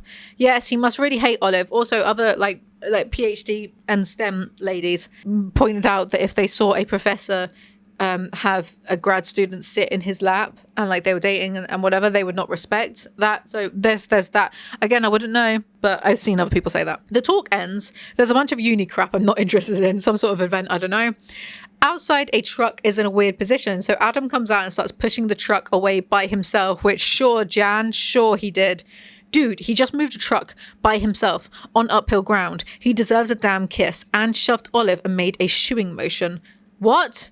Uphill, alone, truck? No, he did not. So Anne sends Olive off to kiss her boyfriend. Before she could stop herself, Olive studied him from head to toe, taking in his large body, his broad shoulders, the way his hair was curling around his ears. He didn't look gross, not even to Olive, who was usually not a fan of dudes built like they spent a double-digit percentage of their time at the gym. He looked not gross. Yeah, she's not like the other girls because she doesn't like physically fit men. Snore. Bored of this too, and I'm bored. Do you know what? I'm starting to fight with now. All the women I see on Facebook, yeah? All the women I see on Facebook who are being picked. I love Facebook. I love Facebook. It's the Wild West. Who are pick-me's to the men. Like, we love dad bods. We love dad bods so much. We love it when, like, our men are a little bit... I'm just going to say a little bit fat. I don't care anymore. Clavicular is microdosing meth. I don't care about some of the words I say anymore, okay? And neither should you. Anyway, all these pick-me women on Facebook. These older pick-me women being like, no, we love it when men have dad bots and blah, blah, blah. And we love dad bots. It's so much preferable to like men with muscles because men with muscles, you can't like sleep on them. Like, blah, blah, blah. And it's like, people have preferences. I'm not disputing that you have preferences, but it's like, it's the sheer pick-me-ness of like trying to make men feel better. None of those men would say it to you. None of them would. There's not a mum bod equivalent where men are like, obviously you do get like some blokes, but I'm saying by and large, I'm on the internet every day. I'm very chronically online. You don't see men salivating over like mum bods or women who have had like, you know, a few kids and whatever. It's not equivalable. You might get some men, but by and large, it's not equivalable. So miss me with this shit. I'm not interested in making men feel better about, I don't know, like, it's good to exercise. Not me getting like a little bit fitter this year, being like, oh, I love the gym, steroids, I've got roid rage right now. Like Alex Jones. It's good to exercise if you can. It's good for you. So I'm not here to make men feel better about themselves. But miss me with this shit. She was not a fan of a dude. She just built like blah, blah, blah, blah, blah. Boring. You're boring. Well, it's funny actually because she's really physically fit. We don't get that throughout the book. We get like one sentence where it mentions that she does 2 marathons a year, but there's this bonus chapter at the end where Adam is like, you know, about to hook up with her. And in the bonus chapter, which I barely covered because I wasn't interested at that point, he details how like she's really toned and slim and she works out and all this stuff. We don't get that in the main book. So it's like, oh sure, you're toned and slim and stuff, but oh, she's not usually one for people that go to the gym. Like, shut up. You pick me. Now, here's the deal. My makeup's horrible. I feel horrible. Tomorrow, it's going to be like 33, maybe 35 degrees. So, if I don't finish all of this tonight, then unfortunately I'm going to do a voiceover recording with game footage for whatever I don't complete. I'm sorry. I know that it's not some of your favourites, but it will just make it a lot easier on me. The content will be the same. It's just the delivery will be slightly different. The visual delivery of it, okay? So let's try and do as much as possible tonight because I don't want to be doing this until 3 a.m. I want to go do some writing of my own and, you know, try and make some money off these romance readers. Except that something absolutely insane came out of her mouth. Should we just kiss then? She heard herself blurt out. And then she instantly wished a stray meteorite would hit the exact spot where she was standing because had she just asked Adam Carlson for a kiss? Was that what she'd done? Was she a lunatic all of a sudden? Are you sure? She nodded, even though she wasn't sure at all. Is Anne still staring at us? His eyes flicked up. Yes, she's not even pretending not to. Why does she care so much? Are you famous? No, Adam, she gestured at him. You are. Am I? He looked perplexed. Anyway, no need to kiss. You're right that it would be probably a bit weird. No, I didn't mean that. There was a droplet of sweat running down his temple, and he wiped his face again, this time with the sleeve of his shirt. We can kiss. Oh, if you think that... if your friend is watching. Yeah, Olive swallowed, but we don't have to. I'm sure it's more suspicious that they've been talking for minutes about kissing rather than actually kissing. She would have finished the sentence if he hadn't closed the distance between them and then just kissed her. Just like that. It was a little more than a peck, just his lips pressing against hers, his hand on her waist to steady her a little. It was a kiss, but barely, and it certainly didn't warrant the way her heart pounded in her chest, or the fact that there was something warm and liquid looping at the bottom of her belly. Not unpleasant, but confusing and a bit scary, and nonetheless, it had Olive pull back after only a second.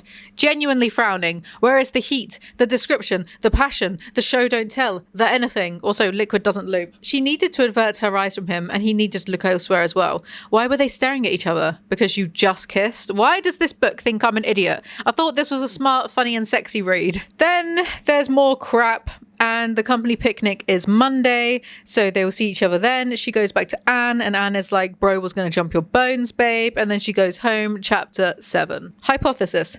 There will be a significant positive correlation between the amount of sunscreen poured in my hands and the intensity and my desire to murder Anne. I'm assuming she's going to put sunscreen on Adam or something else equally as predictable. Why is Anne so in her business about her fake boyfriend? It's truly bizarre. Get your own fake boyfriend. So Olive is working, and then someone called Greg barges in.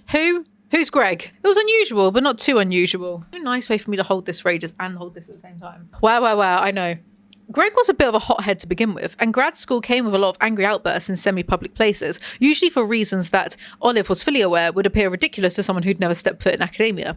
They're making me TA intro to bio for the 4th time in a row. The paper I needed was behind a paywall, and I had a meeting with my supervisor and accidentally called her mum. Yeah, you're right, little Miss Hoity-toity. I have never stepped foot in higher academia like university, so I've never known what it's like to accidentally call a superior mum. So Greg is in a bad mood, which makes Olive want to not be in an all-male STEM class, fair enough. He's in a bad mood because of her stupid boyfriend, because Adam had failed Greg's proposal. Olive, do you guys talk about this stuff? Chase asked out of the blue, eyeing her suspiciously. Did he tell you he wasn't going to pass Greg? What? No, I talked to him for exactly 15 minutes a week, and okay, I've kissed him twice, and I sat on his lap once, but it's just that. And Adam, he speaks very little. I actually wish he spoke more now, since I know nothing about him, and I'd like to know at least something. No, he doesn't. I think it would be against regulations if he did. God, Greg slammed his palm against the edge of the bench, making her jump. He's such a dick. What a sadistic piece of shit. Olive opened her mouth to do what exactly? To defend Adam? He was a dick. She had seen him be a dick. Yes, complaining to Adam's girlfriend is really going to make him unfail you. Some genius as you lot are. Did he say why, at least? What you have to change? Everything. He wants me to change my control condition and add another one, which is going to make the project 10 times more time consuming. And the way he said it, his air of superiority, he is so arrogant. Well, it was no news, really. Olive scratched her temple, trying not to sigh. It sucks. I'm sorry, she repeated, once more at a loss for anything better and genuinely feeling for Greg. Yeah, well, he stood and walked around his bench, coming to a stop in front of Olive. You should be. She froze. Surely she must have misheard. Excuse me? You're his girlfriend. You're fine with all of this, with him acting like that, like an asshole on a power trip. You don't give a shit about the way he treats everyone in the program, otherwise you wouldn't be able to stomach being with him. At his tone, she took a step back. Chase lifted his hands in a peacekeeping gesture, coming to stand between them. Hey now, let's not... I'm not the one who failed you, Greg. Maybe, but you don't care that half of the department lives in terror of your boyfriend either. Olive felt anger bubbling up. That is not true. I'm able to separate my professional relationships and my personal feelings for him because you don't give a shit about anyone but yourself. That is unfair. What am I supposed to do? Get him to stop failing people. Right. They think they are actually dating, so like... I mean, if I was dating some science dork and some other dorks complained about my dork to me, I would go tell my science dork boyfriend and have him fail them again, because that is human. And my science dork man should defend my honor. What do these science dorks not understand? I'm sorry. I can't even lie and be like, I'm a philosophy dork. I'm a philosophy chad. Let's be real. Also, from my non-science background and perspective, it just sounds like Adam wants these dorks to do their work properly. Oh no, what an asshole. Adam, is it? She gritted her teeth. Yes, Adam. What shall I call my boyfriend to better please you, Professor Carlson? If you were a half-decent ally to any of the grads in the department, you would dump your boyfriend. Aren't these people meant to be in their mid-20s? Who acts like this? Sorry I didn't go to higher academia, so maybe I don't understand why grown adults are acting like teenagers. Chase sighed. It's not personal, but you have to understand that it's weird for us because Carlson, maybe he wasn't on any of your committees, but you must know the kind of guy he is, right? She was unsure how to respond. And now you guys are dating, and Chase shrugged with a nervous smile. It shouldn't be a matter of taking sides, but sometimes it can feel like it, you know? I say this with love, but grow the fuck up. And Greg is married as well. This is a married man acting like this, his poor wife. So, of course, this affects Olive because she's spineless. Among her friends, Malcolm and Jeremy had had unpleasant dealings with Adam in the past, but after the initial shock, they didn't seem to hold Olive's relationship with him against her. She hadn't concerned herself too much with the feelings of other grads. She has always been a bit of a loner. Focusing on the opinions of people she barely interacted with seemed like a wasteful use of her time and energy. Still, maybe there was a glimmer of truth in what Greg had said. Adam had been anything but a jerk to Olive, but did accepting his help while he acted horribly towards her fellow grads make her a bad person? Show me, do not tell me. Olive lay on her unmade bed, looking up at the glow-in-the-dark stars. Is there something wrong on my ebook? Why does it say the dark with no space? Olive texts Adam to ask if he failed Greg and that Greg is giving her grief because of their fake dating. Adam, yes. In its current state, the proposal is not going to produce findings of scientific value. Olive bit the inside of her cheek, staring at her phone and wondering if continuing this conversation was a terrible idea, if what she wanted to say was too much. Then she remembered the way Greg had treated her earlier and muttered, "Fuck it," and typed. Olive, don't you think that maybe you could deliver that feedback in a nicer way? Adam, why? Olive, because if you had, maybe he wouldn't be upset now. Adam, I still don't see why. Adam is literally just me. That's just me. Alizee, don't you think you could review these books in a nicer way? Why? Adam, it's not my job to manage your friend's emotions. He's in a PhD program, not grade school. He'll be inundated by feedback he doesn't like for the rest of his life if he pursues academia. How he chooses to deal with it is his own business. Olive, still, maybe you could try not to look like you enjoy delaying his graduation. Adam, this is irrational. The reason his proposal needs to be modified is that in its current state it's setting him up for failure. Me and the rest of the committee are giving him feedback that will allow him to produce useful knowledge. He is a scientist in training. He should value guidance, not be upset by it. He's right. I'm on his side. Of course, Olive isn't, but I'm beginning to suspect that Olive is actually just a dumbass, so... And that was sugarcoating it. You're a dick, Olive meant. Except that I know you cannot be, and I can't figure out why you're so different with me. I'm absolutely nothing to you, so it doesn't make any sense that you'd have a personality transplant every time you're in my presence. See? Dumb.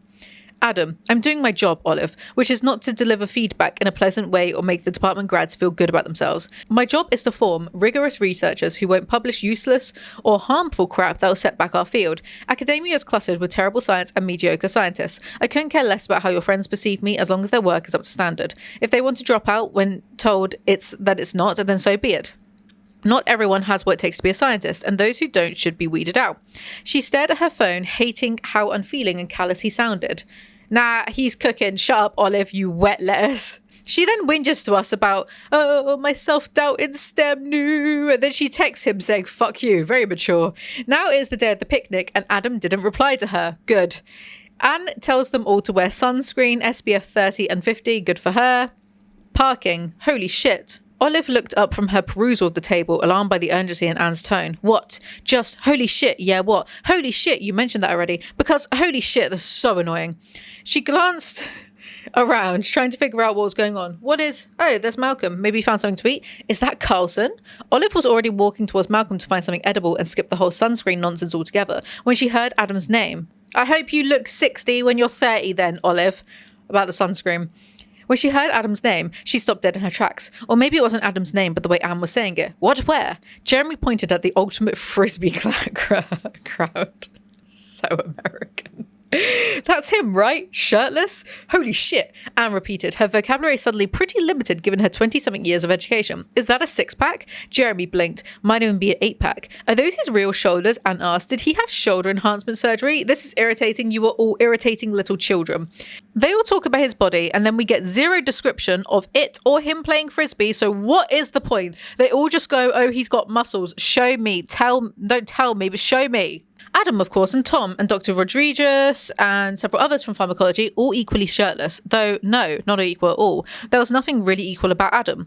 Olive wasn't like this. She was really not. She could count the number of guys she'd been this viscerally attracted to on one hand. Actually, on one finger.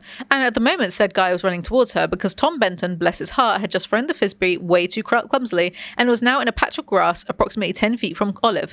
And Adam, shirtless Adam, just happened to be the closest to where it landed. How would I know the others aren't equal to him when there has been no horny descriptions of his 6-pack or muscles? And no, saying someone is large is not a description. So Anne is dunking Olive in sunscreen for some reason. Olive would have face-palmed if she'd had the freedom to move her upper limbs. I hate sunscreen. It's sticky and makes me smell like pina colada and this is way too much. Grow up.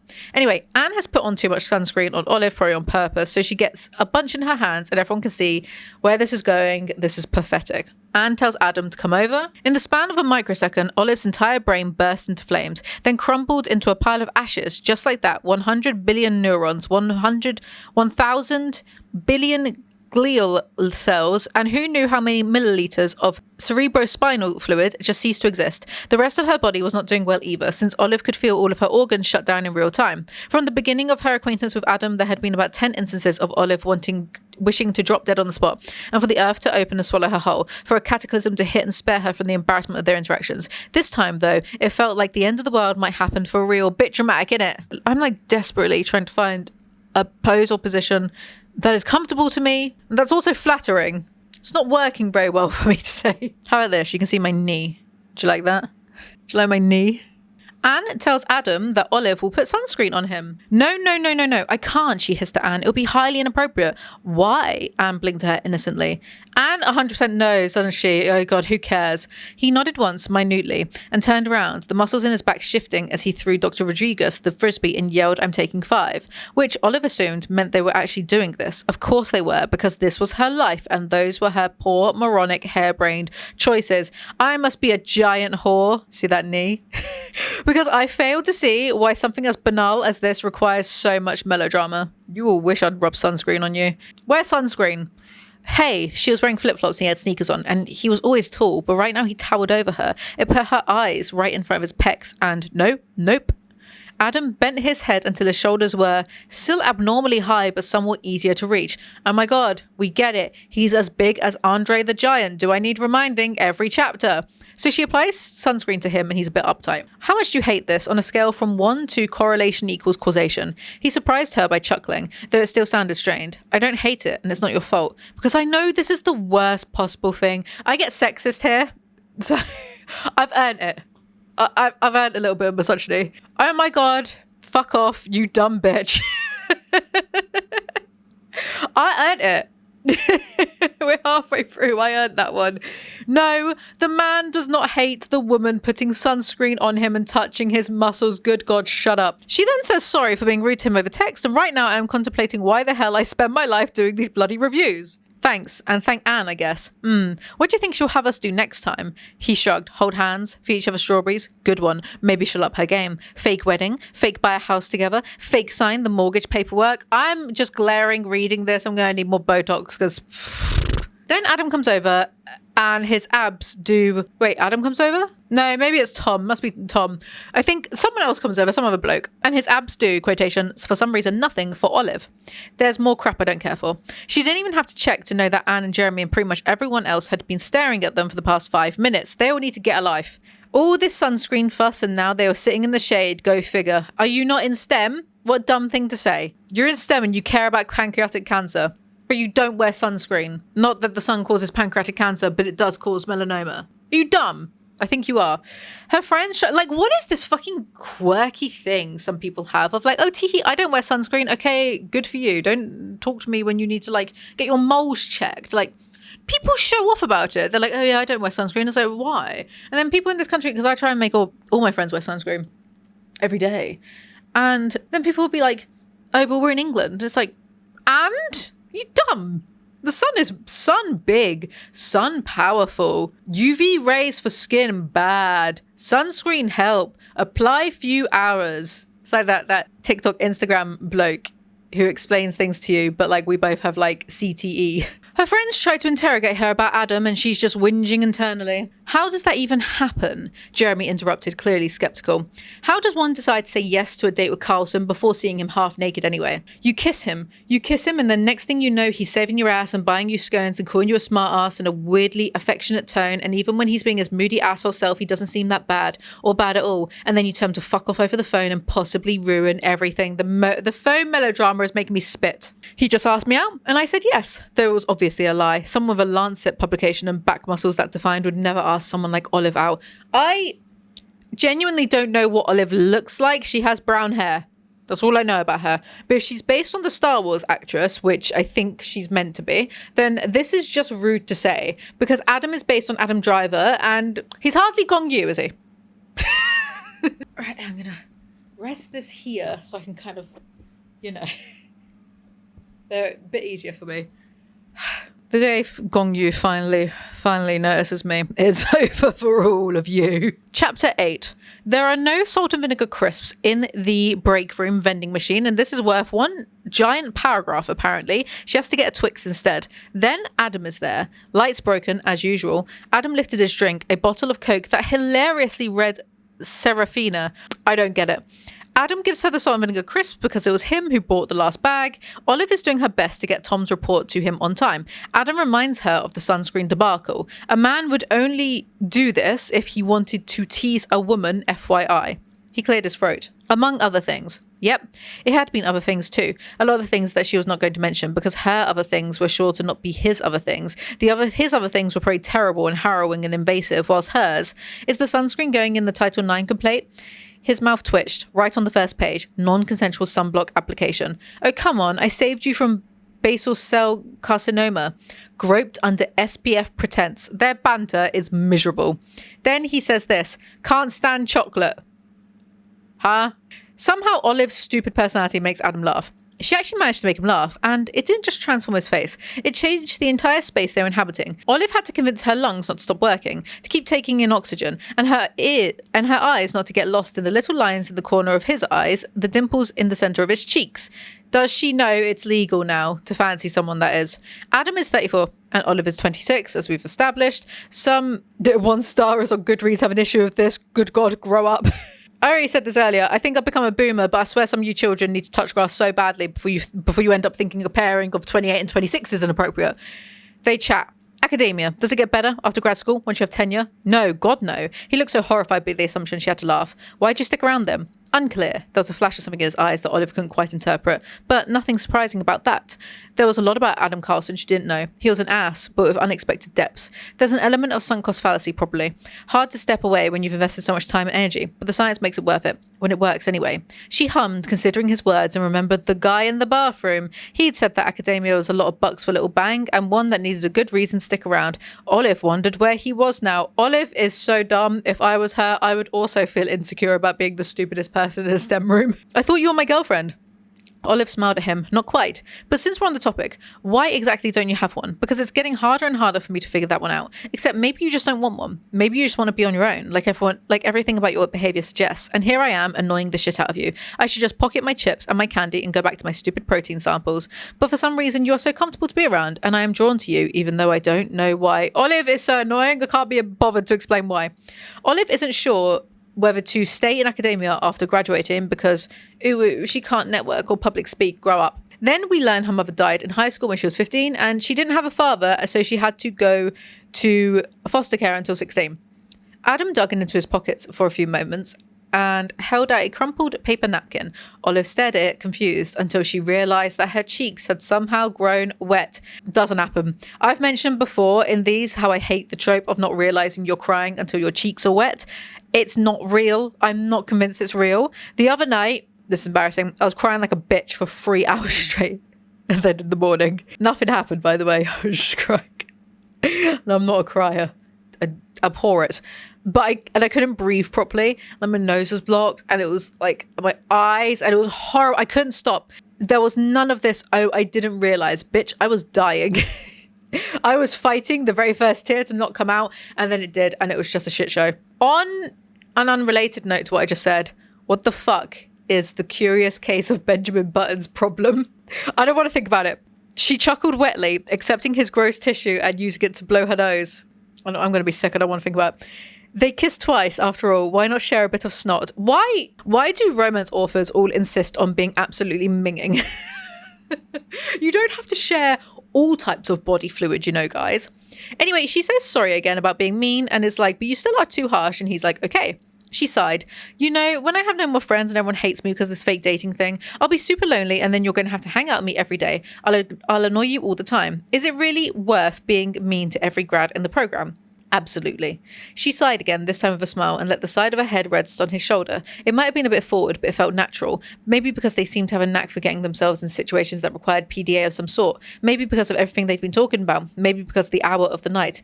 Adam, well, he didn't act as if he minded. They are basically just dating for real. It's boring. She complains about her crappy lab equipment, so he's like, you can borrow anything you want from my lab. They are literally just dating for real. Catch up. She asks why he's fake dating instead of actually dating someone because he's nice to fake date, she says. He smiled faintly, and then he wasn't smiling anymore. Not looking at her either, but somewhere in the direction of the crumpled plastic wrapper she tossed on the table a few minutes ago. He swallowed. She could see his jaw work. Olive, he took a deep breath. You should know that. Oh my God. Well, I'm sure this was going to be a terribly important and not all contrived plot twist, but alas, they get interrupted by, I think, Jeremy. Chapter 9. How are we not even halfway yet? Good God. Am I out of practice? Have I been nitpicking too much? Let me know in the comment section below, because this is long. Tom invites Olive over to Adam's because he's staying there to talk about her work and report. Adam was behind her, bathed in sweat and clearly just back from his morning run. He was wearing sunglasses, shorts, and a Princeton undergrad mathlete's t-shirt that stuck to his chest. Out of the ensemble, the only non-black items were the AirPods in his ears, peeking through the damp waves of his hair. She felt her cheeks curve into a smile, trying to imagine what he was listening to.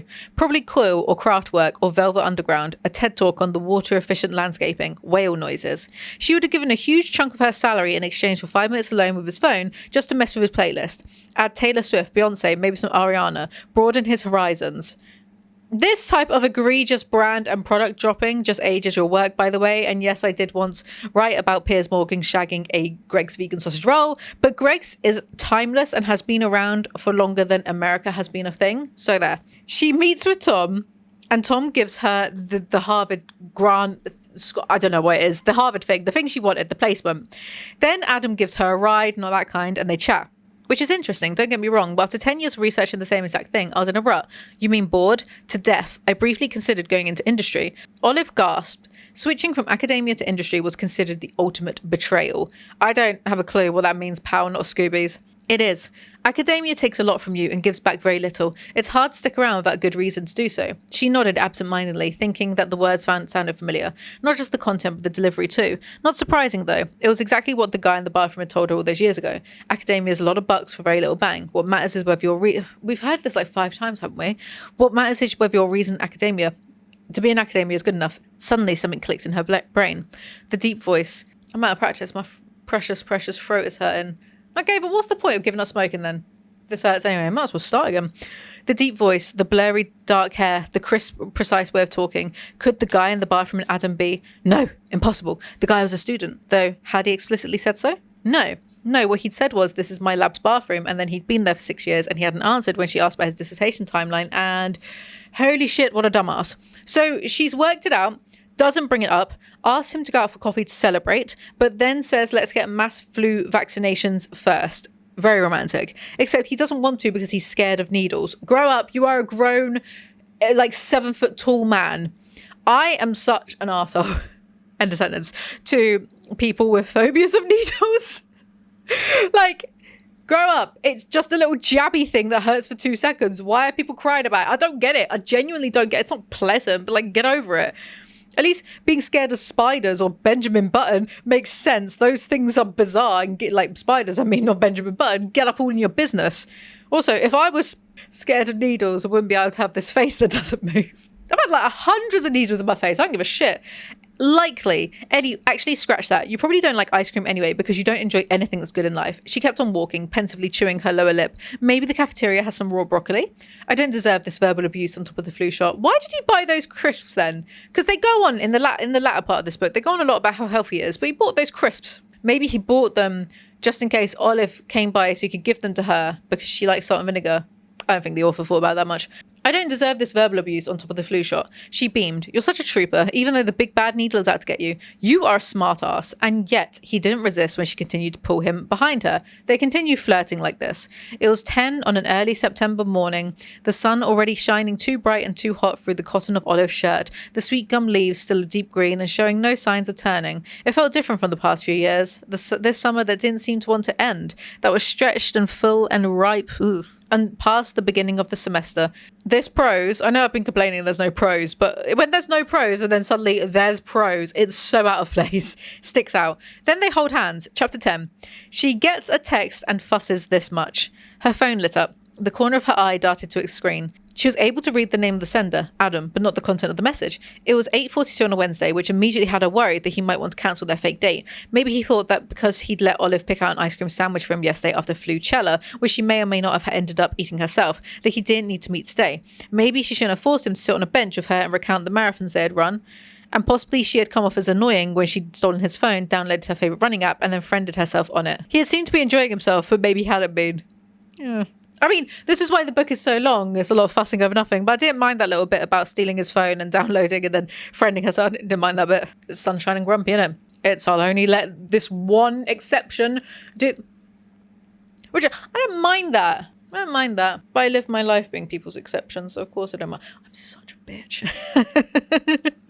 Starts wearing dresses on camera, becomes unfathomably arrogant. Also, there's a Right. Okay. So there is a bunch of animal testing in this book, which I've been ignoring because then I will look like the hypersensitive one who isn't down for casual animal testing because the rest of you are entitled barbarians. But alas, I'm shadowboxing here. You can ignore me or don't. Alizee, what are we supposed to test random shit like shampoo on and cures for diseases on? If not mice, even though mice aren't going to react the same as humans do. I have a fix for that. I'm not saying don't test. Convicted nonsense. Oh, human rights. Pfft. Next stupid question, please.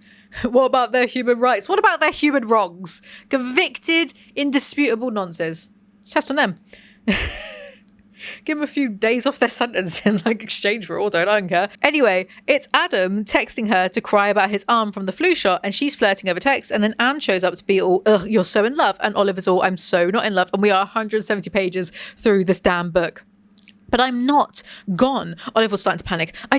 It's just... Was this originally written for them to be like teenagers or something? Because I don't know why a 26-year-old would be panicking over liking someone. I remember being 26 because it was basically yesterday. I did not panic over fancying anyone. Dude, it's okay. Anne's tone was reassuring, a little emotional. But then I'm arguing myself now because then she's sort of meant to be kind of a bit demisexual, or I think it's demisexual, asexual. Asexual is... I think demisexual when it's like the close bond kind of thing with like one person, right? I might be wrong. I think she's meant to be like demisexual. So I guess, but then that's not really developed enough for me to be like, well, that's why she's panicking then, because, if that was developed more, then I wouldn't be here moaning about it. Dude, it's okay. Anne's tone was reassuring, a little emotional. It's just, you're so amazing and special and honestly my favourite person in the whole world. But sometimes I get worried that no one but Malcolm and me will ever get to experience how incredible you are. Is the reader also exempt from experiencing how incredible she is? I just want you to know that I was very worried about you getting hurt from my dating Jeremy. But now I'm not anymore. Because I know what you really look like when you, well... Anne gave her a sheepish grin. I won't say it if you don't want me to. She left with a wave of her hand and Olive stood frozen, watching the door frame long past the moment Anne had disappeared. Then she lowered her gaze to the floor, slumped on the stool behind her and thought one single thing. Shit. The melodrama is insane. She's got a crush. The melodrama for a 26-year-old in STEM is insane. It wasn't the end of the world. These things happened. Even the best of people develop crushes. Anne had said love. Oh God, she had said love. On the person they were fake dating. It didn't mean anything. Except that. FFFFF. Because I've been swearing too much already. Grow up. She goes to meet Malcolm and tells him about her situation. How could this happen? I'm not like this. This is not me. How could I and Adam Carlson, of everyone? Who is into Adam Carlson? Malcolm snorted. Everyone all. He's a tall, broody, sullen hunk with a genius IQ. Everyone likes tall, broody, sullen hunks with genius IQs. What? So far in this novel, everyone has just bitched about him non-stop and spoken about how much they hate him. You can't just change it round now. Malcolm was quiet for a beat. I see. He knew how big of a deal this was for Olive. They talked about it multiple times, how rare it was for her to experience attraction, especially sexual attraction. If there was something wrong with her, nice for the asexuals, isn't it? If there was something wrong with her, if her past had stunted her in some way. I'm guessing, so here we have this asexual tendency. It goes nowhere introspective. So therefore we can just dismiss it entirely. But yeah, nice to tell the asexuals there's something wrong with them for not experiencing attraction. They've got it right. I've had big phases of being very just, no, asexual, not bothered. But that's because I think that's more being misanthropic and just hating most people most of the time, or finding things peculiar, or when I scrambled my brain too much from too much MDMA and gear and stuff, I was having these major dissociative episodes that would go on for weeks. It was bad. It was really bad actually. And normal concepts seemingly weren't normal or natural to me anymore. I would just look up concepts that, you've accepted all your life and look at them in a different way because I was so disassociated and I'd get freaked out and panic about stuff all the time. I needed to grow up. I did. I remember listening to music and being my God, how weird it is to listen to anything in the first place, to have ears that receive this. Or looking at pictures of dinosaurs being oh my God, X amount of years ago there were dinosaurs here. Looking at guns being oh my God, people designed that to kill someone. stupid things. It didn't feel stupid at the time. Like I was just panicking a lot because I was so dissociated.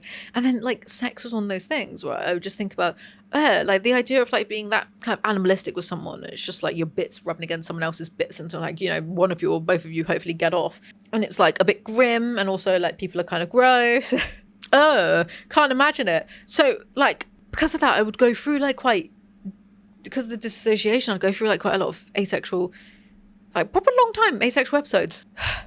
Now I'm like a smut connoisseur. I'm like addicted to reading smut. All I think about is banging, honestly. Again, no secrets between me and a microphone. I'd get more done if I didn't think about that stuff or read that stuff. I should be writing that stuff and then make my money. The asexuals have it right, honestly. There's nothing wrong with them. There's everything right with them.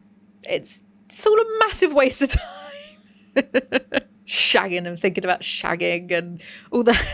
It's just it's just silly. It's just like we're just wasting time until we die. Anyway, some people do it to like make babies. Okay, whatever, weirdos. So Olive is like, I won't tell Adam about my feelings, and Malcolm is like, what if he likes you back? And she's like, no way, I'm nothing special. Oh my god, so boring. Little Miss Plain Jane. I would never write an FMC like this. All of my FMCs that I write in my private time are insufferable and know precisely what they do to men and enjoy torturing men, and it's far more compelling, if I do say so myself, than this woe is me insecure crap. Malcolm was quiet for a long time. Long moment. You have no idea, do you? His tone was sad. You're great. You're beautiful and loving. You're independent and a great scientist and selfless and loyal. Hell, look at this ridiculous mess you've created just so that your friend could date the guy she likes without feeling guilty. There's no way Carlson hasn't noticed. Snore, boring.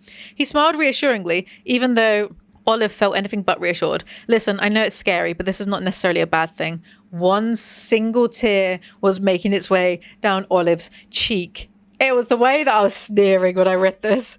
I know where you're coming from. I get it. Malcolm's hand tightened on hers. I know it's scary being vulnerable, but you can allow yourself to care. You can want to be with people as more than just friends or casual acquaintances. But I can't. I don't see why not. Because all the people I've cared about are gone, she snapped. It's not like actual asexuality. It's like situational. I don't want people to get close to me. She snapped. Somewhere in the coffee shop, the barista called for a caramel macchiato. Olive immediately regretted her harsh words. That is not prose. That is screenplay instructions. She says a thing. A kettle goes off. She regrets it and says the next thing. I'm sorry. It's the way it works. My mum, my grandparents, my father, one way or another, everyone is gone. If I let myself care, Adam will go too. There. She put it into words, said out loud. It sounded all the truer because of it. The melodrama. Go to therapy like the rest of us. Losing people ain't fun, but you know what else isn't fun? Making it everyone else's problem because you won't get therapy. Sorry, I'm such a bitch. If anyone reacts negatively to that, may I remind you that this is a fiction. It's not real. I have been through the non-fiction version of it, and I'm saying grow up.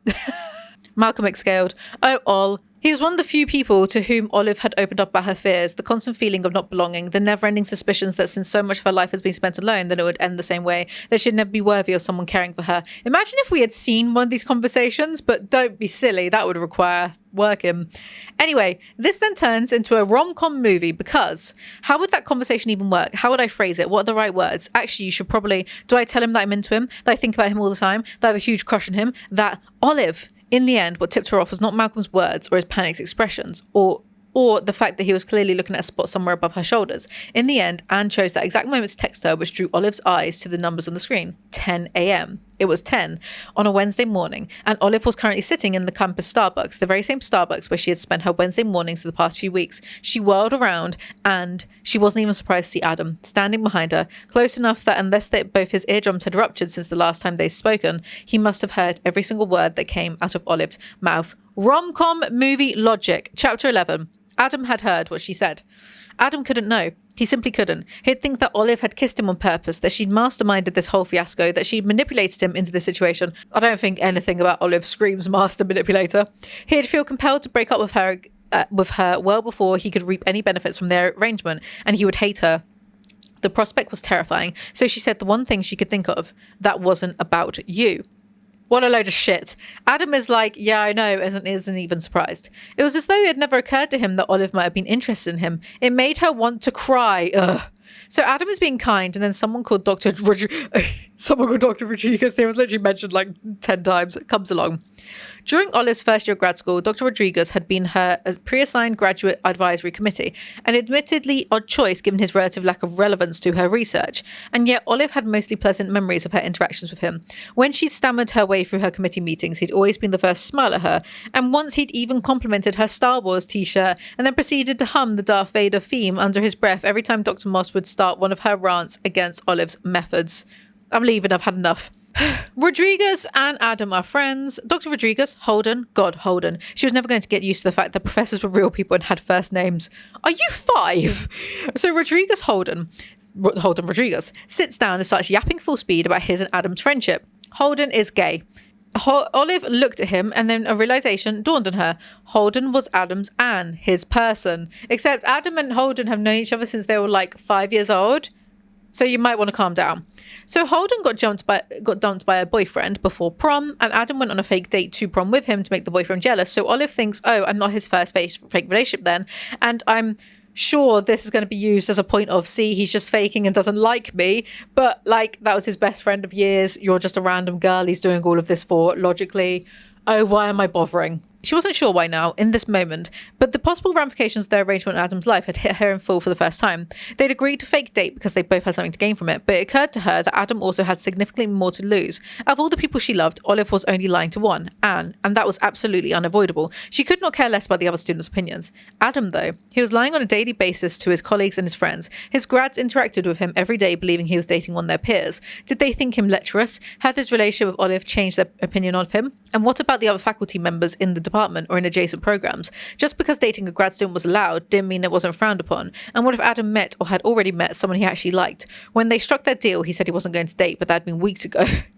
Olive herself had been convinced that she'd never been interested in dating anyone at the time, and didn't that make her want to laugh now in a remarkably unfunny way? Not to mention that she alone was benefiting from their arrangement. Anne and Jeremy had bought her lie, but Adam's research funds were still frozen, and yet he was still helping her despite all of this. Yes, I'm getting tired.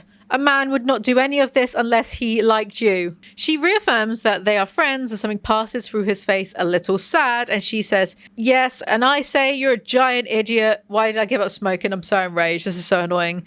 This might be inappropriate, but his jaw shifted and he closed his eyes for a second as if to collect his thoughts.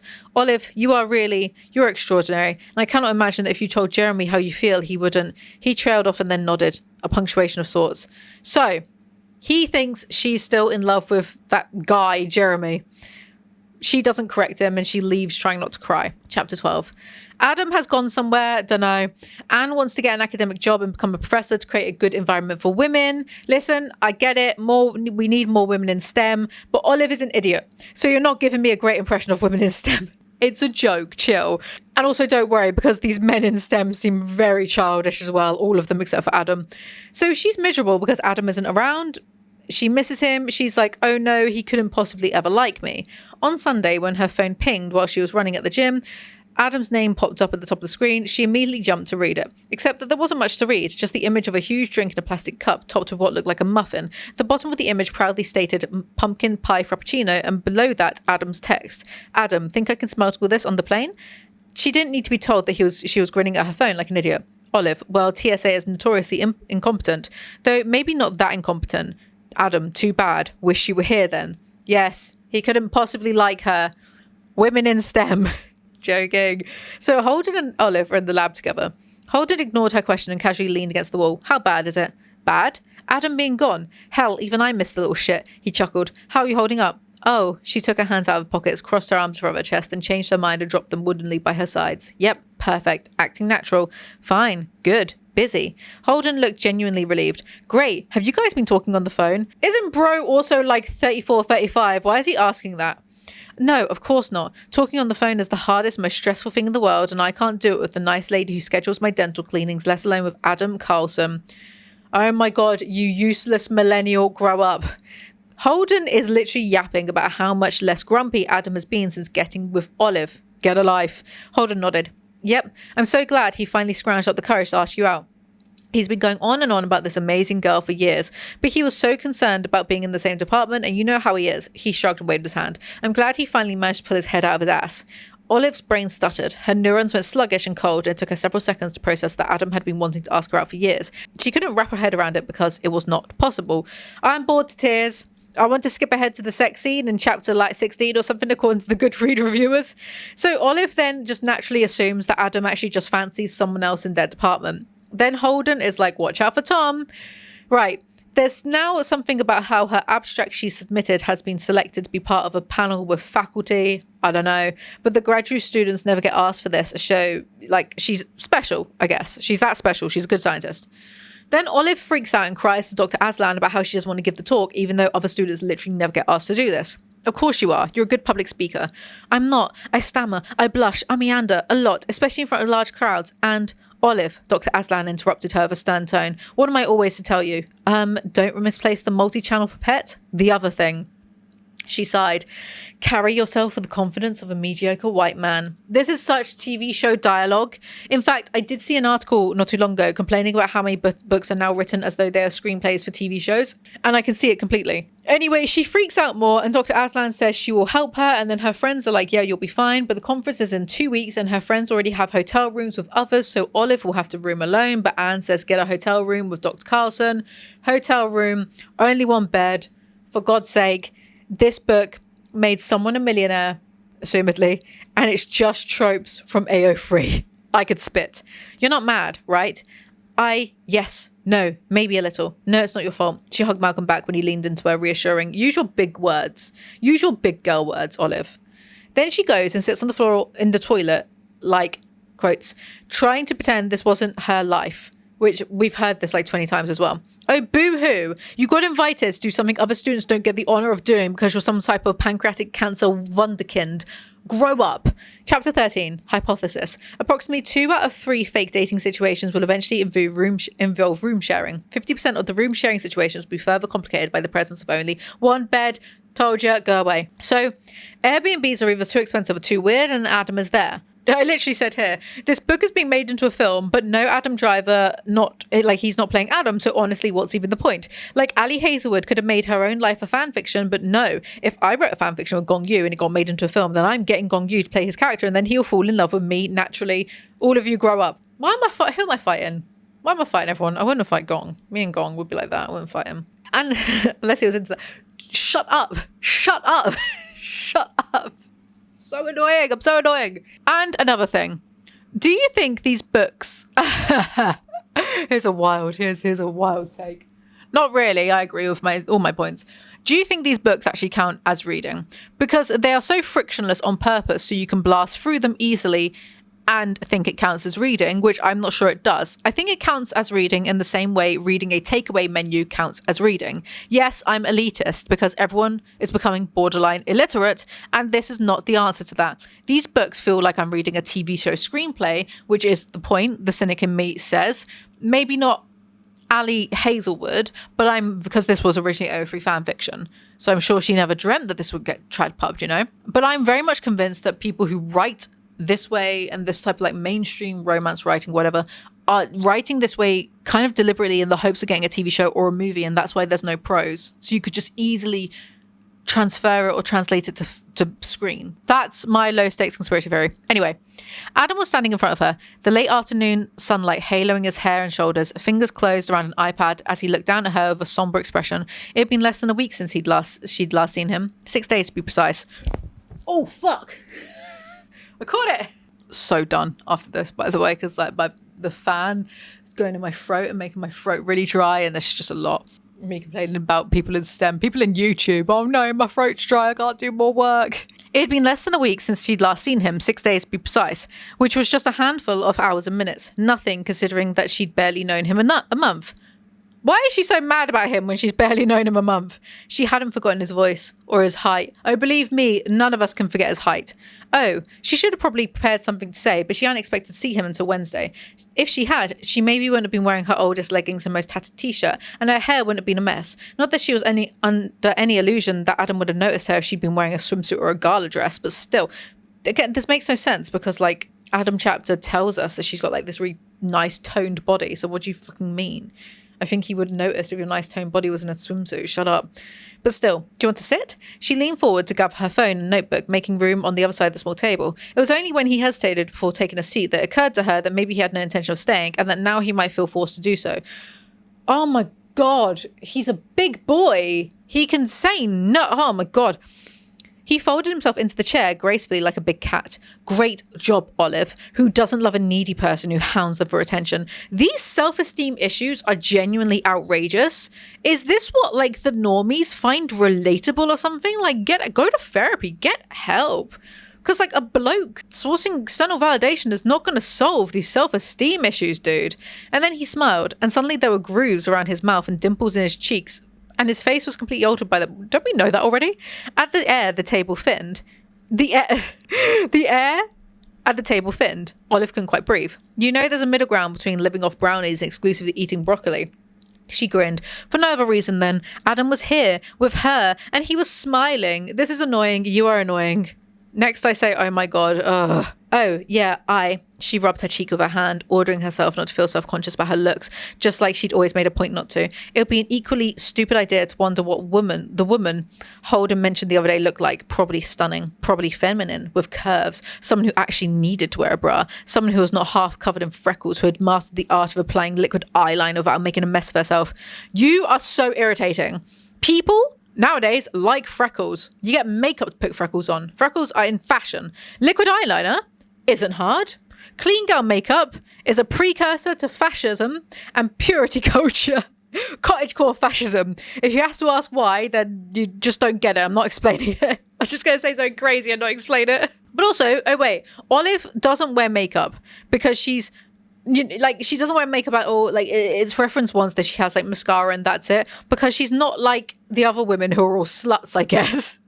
Why am I always forced to believe, oh yes, woman who does not care about her appearance, does not care about what she dresses, does not care for wearing SPF or a little bit of makeup or doing this, or like putting the basic, like presentable, to look presentable, right? Wears quirky clothing as well. Woman who does all of this pulls top tier male specimen. What is this crap? Men fuck couches, but also men are dicks. Men will be like, I want a woman who wears no makeup, like that recent picture of Zendaya. The one where, the blush picture, she's beautiful. The one where she's wearing makeup. Men will look at that and be like, I want a woman that looks like that. She's not wearing any makeup. Men are stupid. It's always, oh, a woman who doesn't care about her appearance at all, because like, but then she doesn't care about her appearance at all. Doesn't wear a bra. Good one. But then complains that she doesn't feel feminine, but then doesn't do anything about her. But, huh? Math ain't mathin'. Don't make sense. Put on your SPF. All of my FMCs are good at makeup and eyeliner, mascara, like me, because I am the king. She explains that her friends have left her high and dry, read the accommodation, and everything is unaffordable. So Adam is like, room at me, I'm staying at the hotel, otherwise it'll be suspicious to your friends if we aren't together. That she could room with him. Olive knew full well what sharing quarters with someone entailed, even for a short period. Sleeping in the same room meant seeing embarrassing pajamas. Embarrassing pajamas. Oh wow, she really is 5. This is an incredibly naive 26-year-old. This is, yes, born sexy yesterday. Born sexy and stupid yesterday. Adam, she rubbed her forehead with her fingers. There will only be one bed. He frowned. No, as I said, it's a double. It's not. It won't be. There will only be one bed, for sure. He gave her a puzzled look. I've got the booking confirmation the other day. I can forward it to you if you want. It says that. It doesn't matter what it says. It's always one bed. All of this wink, wink, nudge, nudge, AO3 is making me nauseous. He insists they will only overlap for one night because he's busy, and she's all, ugh, bad idea. And he's like, okay then. Yeah, you seem like a person who, you seem like you like to keep others at arm's length, uncompromising and ever so hard to know. You seem like you care very little about what people think of you. You seem like you know what you're doing. You seem equally horrible and awesome, and just the thought that there's someone you'd like to open up to, someone who's not me, makes me feel like I can't sit at this table any longer. Like you'd want your, what the hell is this shit? He literally just invited her and she's like, oh no, he wants to invite a different woman. It's so stupid. He's like, look, we're friends. I don't want you traveling late at night in this completely different city on the other side of America to go an hour away to a crappy motel. And she's like, ugh, he only cares for me as a friend. I'm ruining everything by wanting more.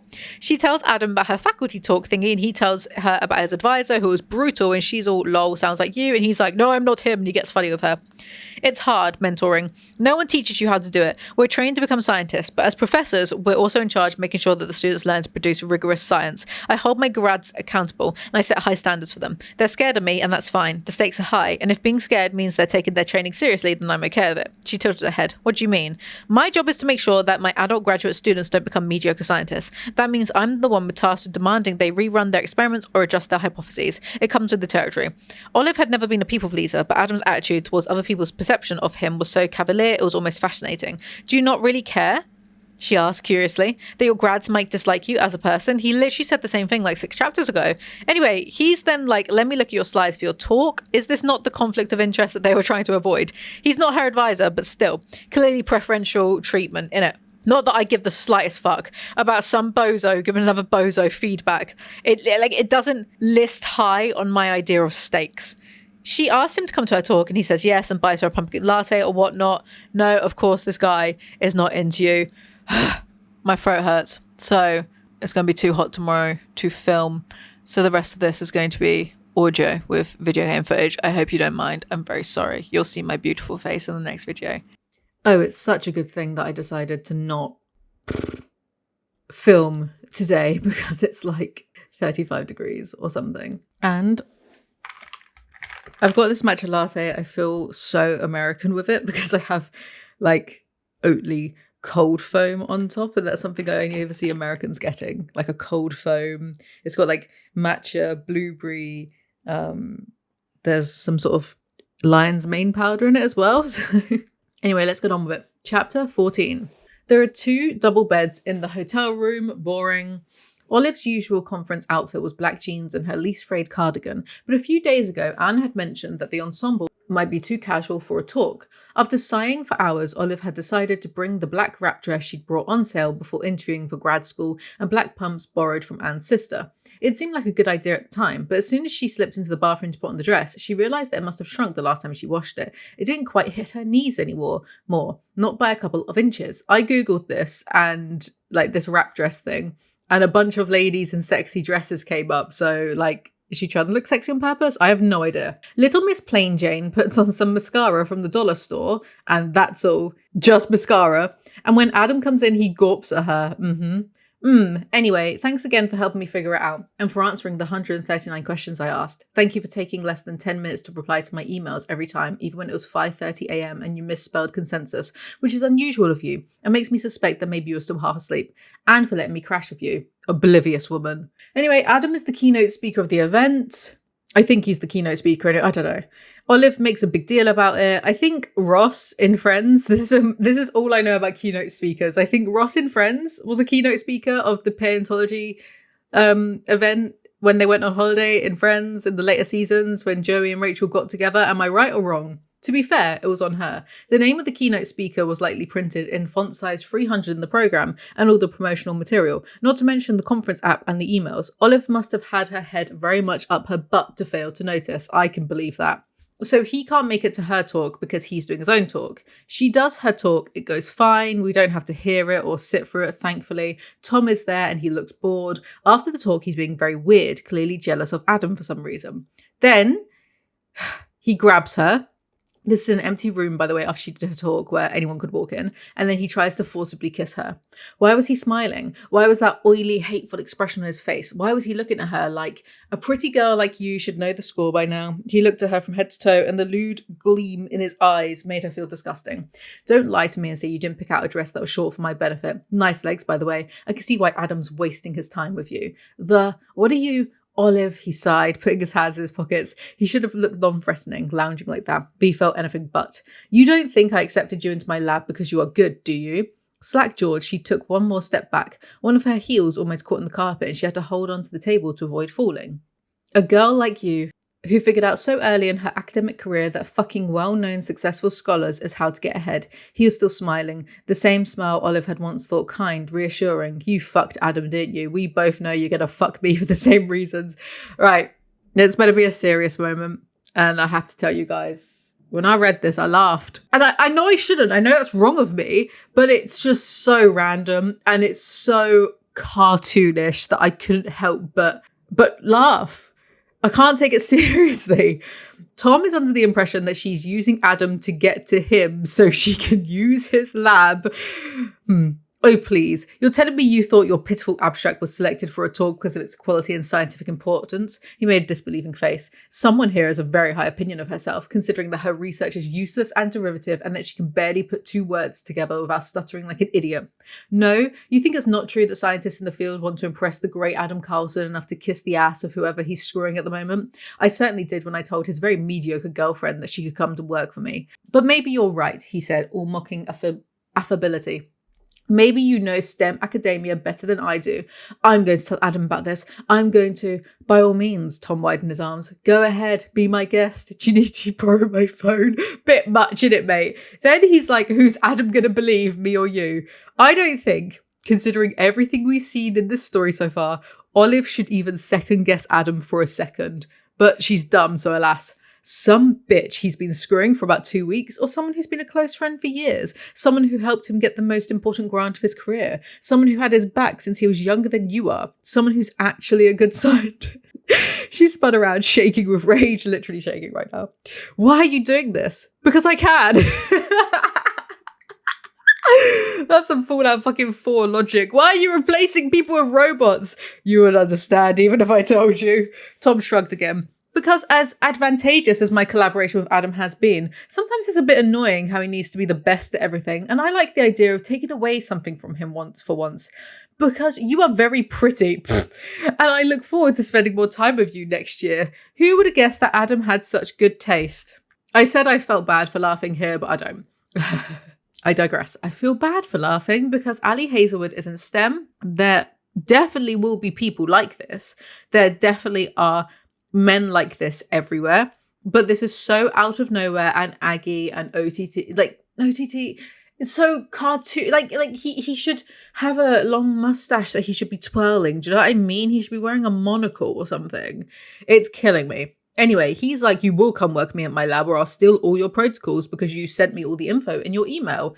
Just slap him. Listen, Olive, my friendly advice is suck it up. Keep Adam happy and interested as long as possible, and then come to my lab to finally do some decent work. If you keep me happy, I'll make sure you can save the world from pancreatic cancer. Your nice little sob story about your mum or your aunt or your stupid kindergarten teachers dying from it is only going to get you so far. You're mediocre. Cartoon levels of villainy. So she runs away and cries and goes to the hotel room, and Adam comes back and is all, what happened? So of course she doesn't tell him that Tom said nasty things, but instead she pretends that other people had said the same things. He gets all protective over her, so he cheers her up and takes her out for booze.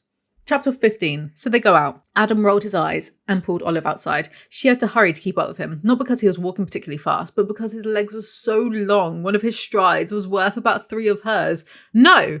Not unless she's the size of a 5-year-old. No, she's 5'8". He's 6 inches taller. I've never, as a 5'8" girly myself, had to run to keep up with someone because their stride is worth 3 of my... Behave. So they go for dinner at all-you-can-eat sushi bar. It's never a good sign, he told her, but his voice sounded more resigned than combative. When the server ushered them inside, he followed her meekly to the booth. Olive marvelled at the plates travelling on the conveyor belt weaving across the restaurant, unable to stop her open-mouth grin when she remembered Adam's presence and turned her attention back to him. He was staring at her with an expression halfway between exasperated and indulgent. Contrary to what you all might think of me, I'm not actually that much of a cynic. I am. I like a grumpy ex-sunshine as much as other people who like this trope. But Olive is 26. Why is she gobsmacked by a yo sushi of all places? I personally like a grumpy ex-sunshine where the sunshine woman doesn't have the mental capacity of a child. Cheers. She popped it into her mouth. Delicious. Really, he looked skeptical. It wasn't, in all truth, but it was okay. And this was so much fun. Exactly what she needed to empty her mind of everything but here and now with Adam. We've been in the restaurant for 2 paragraphs and some dialogue, and I'm being told how fun it is. If only there was some sort of writing advice about how to remedy this. So she won't tell him that his friend is an arsehole. And then the smile faded, and they just stared at each other, something thick and sweet colouring the air between them, magnetic and just the right side of bearable. Olive had to rip her gaze from his because no. Bro, stick to science rather than writing, please. After dinner, back at the hotel, I'm such a gatekeeper. I'm allowed to be a dick. I'm not the one that's rich, okay? I'm punching up, dudes. Like, don't give me that look. After dinner back at the hotel, her shoes hurt. So why am I saying it like that? After dinner back at the hotel, her shoes hurt. So he carries her to the room, bridal style, and then they want to watch a movie, but she forgets to pack her pajamas. She made a big fuss about like, oh, the embarrassing pajamas, and then she's forgotten to pack hers. Yeah, right, little missy. So he, not that naive, are you? So he gives her his t-shirt. Oh, she picks it up and the t-shirt unfolded. She immediately noticed 3 things. It was large, so large it would hit her mid-thigh or even lower. This, I fear, is fairly normal and not the OMG, Adam is a giant line the author thinks it is. Again, as we've established, I'm 5'8" in the mornings on a good day. And my boyfriend claims to be 5'10". I highly doubt that. If I'm not 5'8", he's not 5'10". If I'm not actually 5'8", I'm dragging everyone down an inch with me. And anyway, his t-shirts, he's like broad, right? He works out. And his t-shirts like are large on me. They hit mid-thigh. He's not like 7 foot tall like Andre the Giant here. If Adam was as large as the author keeps insisting, the t-shirt should actually hit her mid-calf or the top of her ankle, if anything. You don't impress me at all, woman. Anyway, he keeps ogling her a bit and she's oblivious. Then he needs to comfort her because she's upset again. Also, she's wearing her knee-high unicorn socks because she's quirky AF like that. Look, I love socks. Right now, I got these in Korea. I got them in Korea. They are Shin Ramyeon socks. Red and black. I have, again, from Seoul, I have Starbucks socks, McDonald's socks, Coca-Cola socks, just really speed running capitalism socks. I love socks. I have them with penguins on them and fluffy ones and socks that look like dog paws. But I don't sit here pretending to be quirky and making it everyone else's problem, all right? He tells her his own advisor told him he'd fail, and he even prepared law school applications thinking he'd never become a scientist, but Holden and Tom stopped him from quitting, and that his advisor was actually mentally abusive and would torture the students. Her fingers fisted in the loose fabric of her borrowed t-shirt.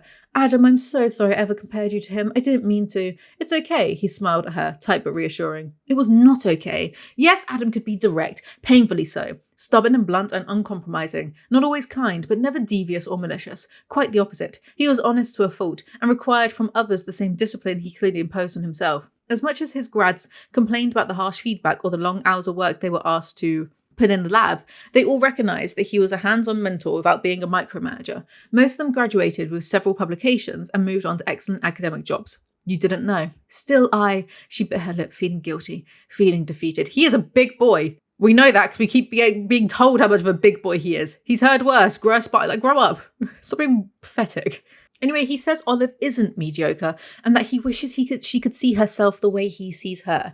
Then they kiss and Adam's like, wait, this is a bad idea. She could feel her nostrils flare. That doesn't mean that you're not thinking clearly, he swallowed visibly. You're upset and drunk and I had 2 beers hours ago.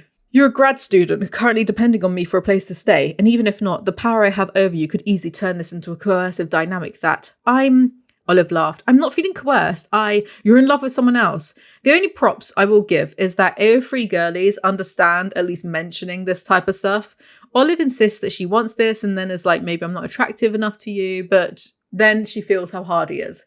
He's the one that's like, maybe it's not a good idea. I don't want you changing your mind. She has to insist. Chapter 16. This is the sex chapter, so I'm skipping most of it to avoid demonetization because my heated rivalry video got demonetized and age restricted. I made no money on that. I worked for free.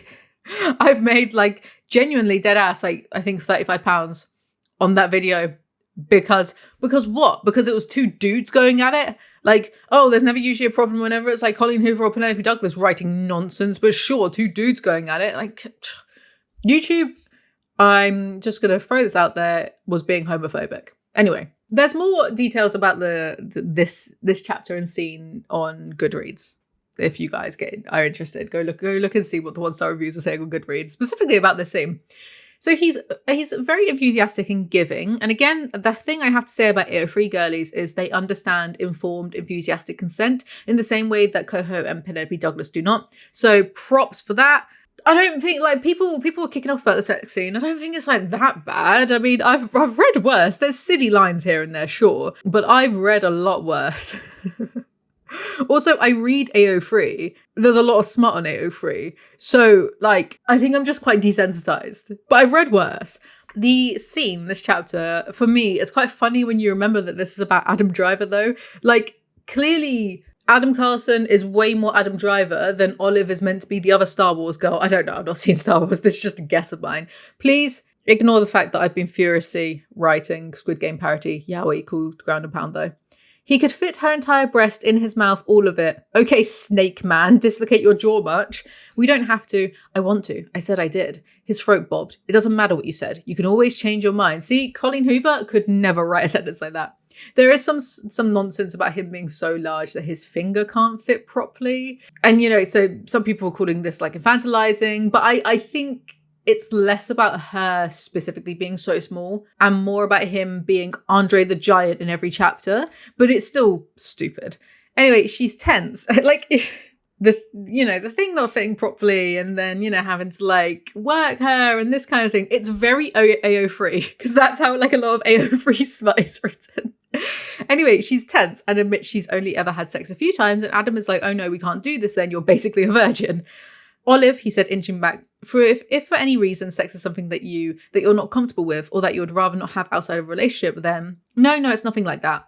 She took a deep breath, looking for a way to explain herself. It's not that I want to not have sex. I just don't particularly want to have it. There's something weird about my brain, my body, and I don't know what's wrong with me, but I don't seem to be able to experience attraction like other people, like normal people. I tried to just do it, to get it over with. And the guy I did it with was nice, but the truth is that I don't feel any. She closed her eyes. This was difficult to admit. I don't feel any sexual attraction unless I get to trust the person and like the person, which for some reason never happens. Almost never. It hadn't, not in a long time, but now I really like you and I trust you. And for the first time in a million years, I want to. This is dunking on the demisexuals though. There's something wrong with me in my brain. No, they've got it right, man. Don't waste your time with all this stuff.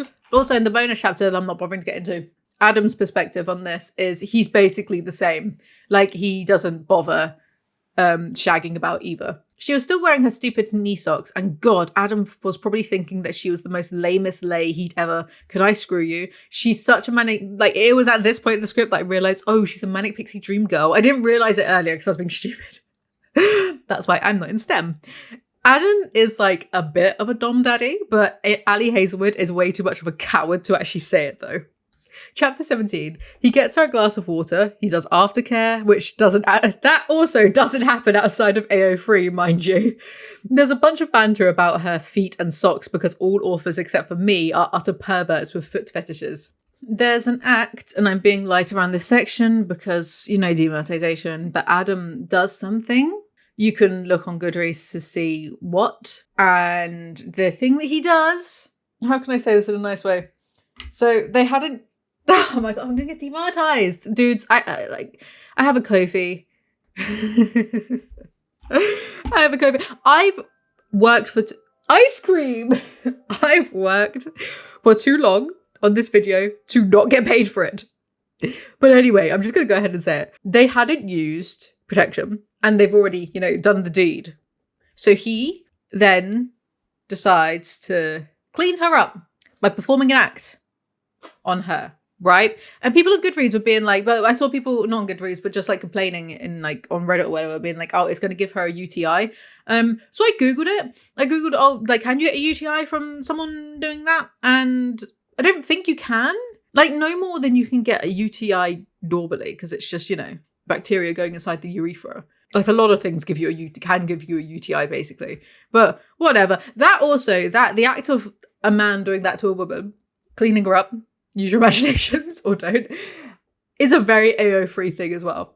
I've read it a lot on AO3. What is going on that website? You know what I mean? She is very naive about sex acts. It's quite ridiculous. She's 26, not dead. So after all of that, they talk about their childhood. Turns out Adam is bilingual and speaks Dutch. So she says, Ik hu, Matt Berry. Ik hu van je, or van jo, whatever. Because her roommates had a poster and that says it means I love you.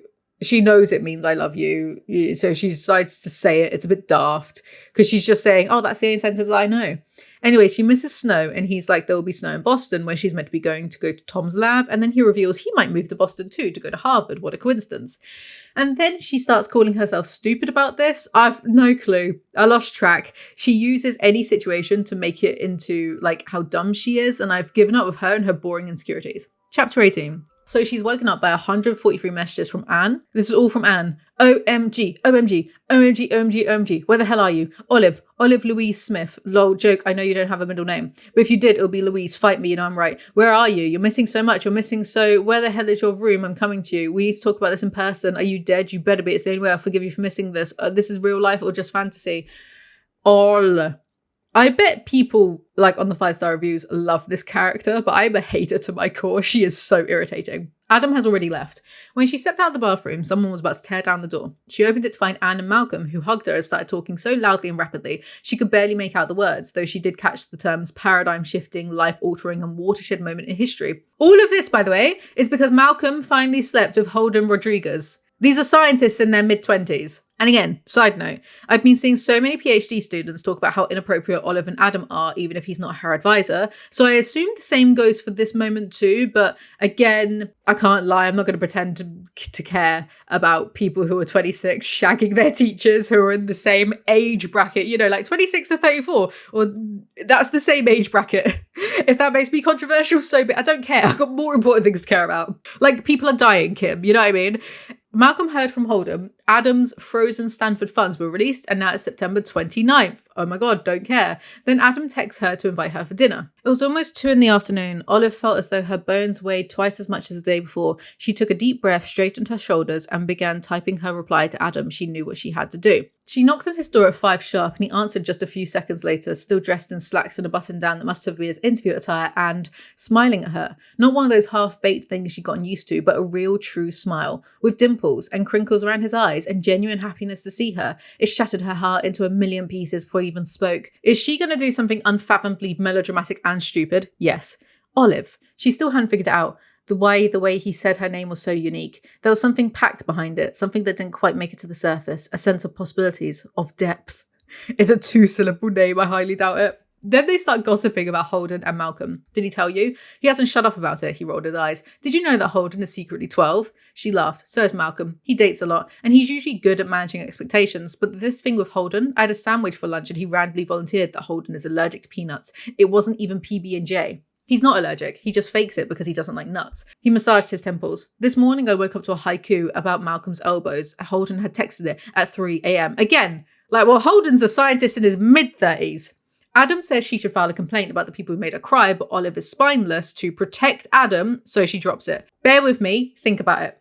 Women are always told to report creepy men because it's for the good of other women, because otherwise, if those men are creepy to other women, then somehow it's the original woman victim's fault for not reporting it, because women constantly have to take responsibilities for the actions of men. It's very unfair when people say that, right? Like, I've literally seen people be like, oh, if you do not report that person for assaulting you, then like it's on you when they assault someone else. It's like, no, I think it's on the person for doing the assaulting. We've heard this before, you get it. Usually when women don't report men, it's due to fear for their reputations, careers, or not being believed. Olive is literally not doing it just because she doesn't want Adam knowing his friend is a creep. It's right there in the text. So usually the protect other women thing is bogus. It's a way of blaming women for the actions of men. But in this specific case, she's literally not protecting other women just to protect her crush's feelings. Like deadass, genuinely. He's trying to invite her out on a proper date. Oh right, the funds will be unfrozen. He seemed happy, his eyes brilliant in an almost boyish way. It broke her heart a little. I meant to tell you tonight at dinner. She's so dramatic. There is no real reason for her not to say, hey, I like you, considering he's trying to take her out on a date and has just had sex with her. If he didn't like her, he would have pumped and dumped. Good God, woman. The truth is, Adam, is that your friend, your collaborator, a person you clearly love and are close to, is horrid and despicable. He told me things that might be truths or maybe lies. I don't know. I'm not sure. I'm not sure of anything anymore. And I would love to ask you so badly, but I'm terrified that he might be right and that you won't believe me. And I'm even more terrified that you will believe me. And that's what I tell you will force you to give up something that is very important to you, your friendship and your work with. See, it's to protect Adam. I'm terrified of everything, as you can see. So instead of telling you that truth, I will tell you another truth. A truth, this is unbearable as well. This writing is fucking unbearable. A truth that I think will be best for you. I can imagine Ali Hazelwood just like pouring her heart out as she does it. I can't be mean. She doesn't deserve it. I can't be mean. It's literally not her fault that trad pubbers are just trad pub like agents who scour through AO3 are like, I don't know, the editors of the media world or the lawyers of the, no, they're just awful. By editors, I mean video editors, of course. Rarely meet a good one. Oh, what's that? You want 50 quid an hour to type away on your keyboard? Go work in hospitality. Oh, I hate video editors. I am one, so I'm allowed to hate them. Guess what? I'm not trying to charge people like £500 a day for typing on my keyboard. I've been editing since the age of 16 as well, so, 2 years. Anyway, a truth that I think will be best for you. A truth that will take me out of the equation, but will make its result better. Because I'm starting to wonder if this is what being in love is. Being okay with ripping yourself to shreds so the other person can stay whole. She inhaled deeply. The truth is we did great, and it's time we called it quits. Genuinely pathetic and zero stakes here. Adam is written as someone who is strict but has like this unwavering moral code, and he's also a science wunderkind. He gets millions in grants from different unis or like from his uni or whatever. He can work with universities and get other grants. Like it was established canonically within the text, like how many grants that he's gotten and how much like funding he gets, right? And don't you think it's maybe better for him to know now that his friend is a scumbag rather than not know and be blindsided when his friend gets arrested for some sort of like future assault? Please. He accepts her pathetic fake breakup. She basically pumped and dumped him. Respect. If he hadn't said, Olive, if you need anything at all, anything, whenever, you can come to me. His jaw worked like there were other words he was keeping inside. I want you to come to me. You can tell that he's down bad because he didn't say, didn't even like you anyway, you ugly slut. Then they snog and Adam stops them first as she leaves very melodramatically. Chapter 19. She spends the next day crying and sleeping. Lol, same. Me after watching Benjamin Button. People on Reddit were being like, oh, it's a lovely story. What do you mean? It's misery porn. It's literally just 3 hours of, there was this person, they died. Here's this person, they died too. Do you like this one? Well, they're dead. It was horrible. And then, spoiler alert, if you haven't seen him, he turns into a baby. I'm actually going to start crying again. I think it did something to me. It did something to me, like how Never Let Me Go by Kazuro Ishiguro did something to me. Like, him turning into a bloody baby. I'm going to start crying again. You can hear it in my voice. I've gone higher pitched. What a ridiculous film. What is wrong with... And it's by F. Scott Fitzgerald, right? Except I read on Wikipedia, like the wiki, and that's quite a different story. What's wrong with you people? What's wrong with Fitzgerald? What's wrong with the bloke who made Benjamin Button? Oh my God.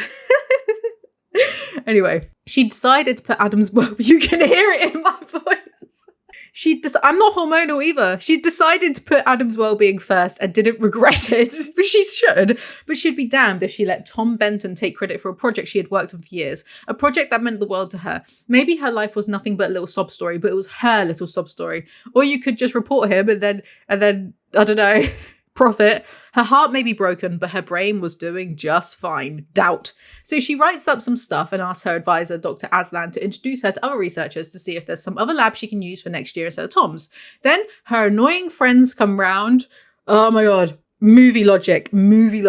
So basically she had recorded her talk, her faculty talk, and Dr. Aslan wants it sent, but the recording is hours long because she forgot to turn it off. You see where this is going, yeah? It's obviously going to have Tom negging her and pestering her for sex on it. This book is one giant trope.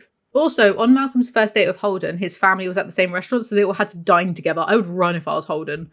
A girl like you, who figured out so early in her academic career that screwing a well-known successful scholar is how to get ahead. You screwed Adam, didn't you? We both know you're going to screw me for the same reason. Olive slammed the spacebar, immediately stopping the replay of the recording. Her heart was pounding in her chest, first from confusion, then from the realization of what she'd inadvertently recorded, and finally from anger at hearing the words again. She brought a trembling hand to her lips, trying to purge Tom's voice from her head. She had spent 2 days trying to recover, and now, the hell was that? Malcolm said. That is movie logic. Firstly, why is she not wearing headphones to edit? Secondly, why would she have let it run so long after A Girl Like You? And this is also a way of like forcing the plot forward without her having to do anything. She's incredibly passive as a character, but women believe that like she's all like spunky and so whatever. Anyway, if the book actually had a spine, she would have shown her friends rather than like give us this cliche. Doesn't happen unless like you're, I don't know, stupid. Her friends are concerned and then Olive just cries like a baby, and I'd have more empathy if she didn't spend an entire book crying already, but I'm over it. Says me, crying over a literal baby 5 minutes ago. Olive had no intention of hearing Tom spout his poison again, so she gave her friends her headphones, went to the bathroom and let the faucet run until they finished listening. It took less than 10 minutes. what a waste of water. But she sobbed throughout. When animal testing, wasting water. You guys want to save the world, do you? When Malcolm and Anne came in, they sat next to her on the floor. Anne was crying too. Fat, angry drops sliding down her cheeks. I'm not Trisha Paytas. I've never cried on the floor. Anne is also crying. And it's just like those women. Derogatory, those women in the sentence.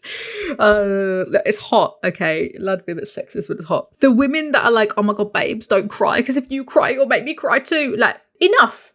Chill. Like, let the other person have their moment. Why are you crying? Oh, it's empathy maxing. It ain't shit. It's attention seeking.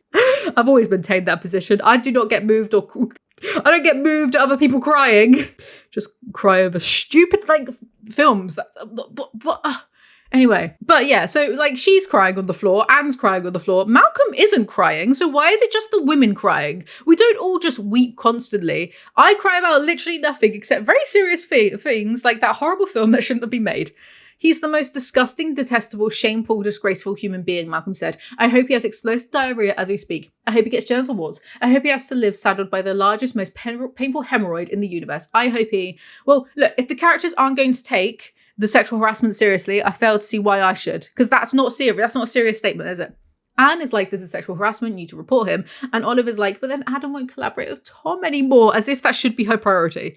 I've seen the way he looks at you. He's head over feet. There is no way he'll want to move to Boston if you're not going, and I'm sure as hell not letting you go work for this dipshit. What? Her eyes darted from Olive to Malcolm, who were exchanging a long glance. Why are you guys looking at each other like that? And why are you making your inside joke faces? This type of thing literally doesn't happen outside of sitcoms or movies, I'm convinced. It's more likely you'd avoid someone's gaze rather than give them an obvious, pointed, knowing look. And also, like, people don't talk like that in real life. People don't go, why are you looking at each other like that? Why are you making your inside joke faces? It's screenplay writing. Oh, what do I know? I have 2 brain cells.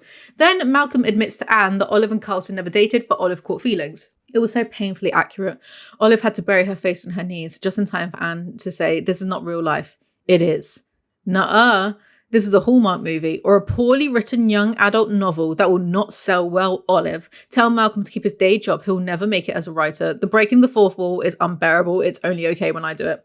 Well, I saw you kiss him in the biology building parking lot, only because you forced me to, but you sat on his lap. Once again, you forced me to. Not the coolest moment in our friendship, by the way, but you put sunscreen on him in front of at least 100 people, only because someone put me up to it. Do you sense a pattern? Anne shook her head as if suddenly appalled by her own actions. You guys look so good together. It was so obvious from the way Adam stared at you that he was wild about you. And the opposite. You looked at him like he was the only guy on earth. And then it always seemed like you were forcing yourself to hold back on him. And I wanted you to know that you could express your feelings if you wanted to. I really thought I was helping you. And you fake dated Adam Carlson? Yeah, genuinely, what 26-year-olds are like this much of a busybody in their friends' lives? These are future scientists, not theatre kids. Olive sighed. Listen, I'm sorry I lied. Please don't hate me. I don't hate you. Oh? You don't? Of course not. Anne was indignant. I low-key hate myself for forcing you to do all that stuff. Well, maybe not hate, but I'd write myself a strongly worded email, and I'm incredibly flattered that you'd do something like that for me. I mean, it was misguided and ridiculous and needlessly convoluted. You're a living, breathing rom-com trope machine, and oh God, you're such an idiot, but a very lovable idiot, and my idiot. I had nothing to add to this, just imagine me frowning. It changes nothing whether you and Adam are together. I still think he'd want to know. I'd want to know. If the situations were inverted, if you're the one who stood to lose something and Adam had been sexually harassed, I haven't. Yes, you have. Anne's eyes were earnest, burning into hers, and it occurred to Olive then the enormity of what had happened, of what Tom had done. She took a shuddering breath. If the situation were inverted, I would want to know, but it's different. Why is it different? Because I'm in love with Adam, and he's not in love with me. Olive massaged her temples, trying to think against the mounting headache. Yeah, same. I don't want to take something he loves away from him. Adam respects and admires Tom, and I know Tom's had Adam's backs in the past. Maybe he's better off not knowing. If there was a way to find out what Adam would prefer, Malcolm said. Olive sniffed in response. Yeah. If only there was someone who knows Adam very well that we might ask, Malcolm said, louder this time. Yeah, Anne repeated. That would be great, but there isn't. So if only there was someone in this room who recently started dating Adam's closest friend of nearly 3 decades, Malcolm nearly yelled, full of passive-aggressive indignity, and Anne and Olive exchanged a wide-eyed look. Holden! This shit is pissing me off because it's not like, oh, Tom just wanted to hit on his bro's GF and break bro code. He sexually harassed Olive and used his status against her and threatened her project. But it's being seen through the lens of, but what would Adam, another bloke, feel about this? This isn't a serious book at all. Ali Hazelwood, this book is meant to be for the girlies in STEM, and yet you've centered the climax around what would man I fancy think. Decenter a man's reaction to a woman's trauma. Decenter men. I know it's a romance book. Can we decenter men for like just a page? So they go to find Holden. A romance book centering men. Fork found in kitchen. That's it. I'm ordering a burger. God, I might be crazy and order 2 burgers, to be honest. 2 burgers, no chips, because I'm doing keto. I'm joking. I'm not doing fucking keto. Didn't order 2 burgers, by the way. Just ordered 1. And onion rings. So they go to find Holden. No, the question is about Adam. Holden's expression brightened. Well, actually, it's about Tom Benton. It darkened just as quickly. But there's the truth and the truth. She racked her brain for a moment, then landed on, did you know that Adam is thinking about moving to Boston? Yeah, Holden rolled his eyes and pointed at the tall windows. There were large, ominous clouds threatening to explode with torrential rain. The wind, already chilly in September, was shaking a lone hickory tree. Who wouldn't want to move here from California, he scoffed.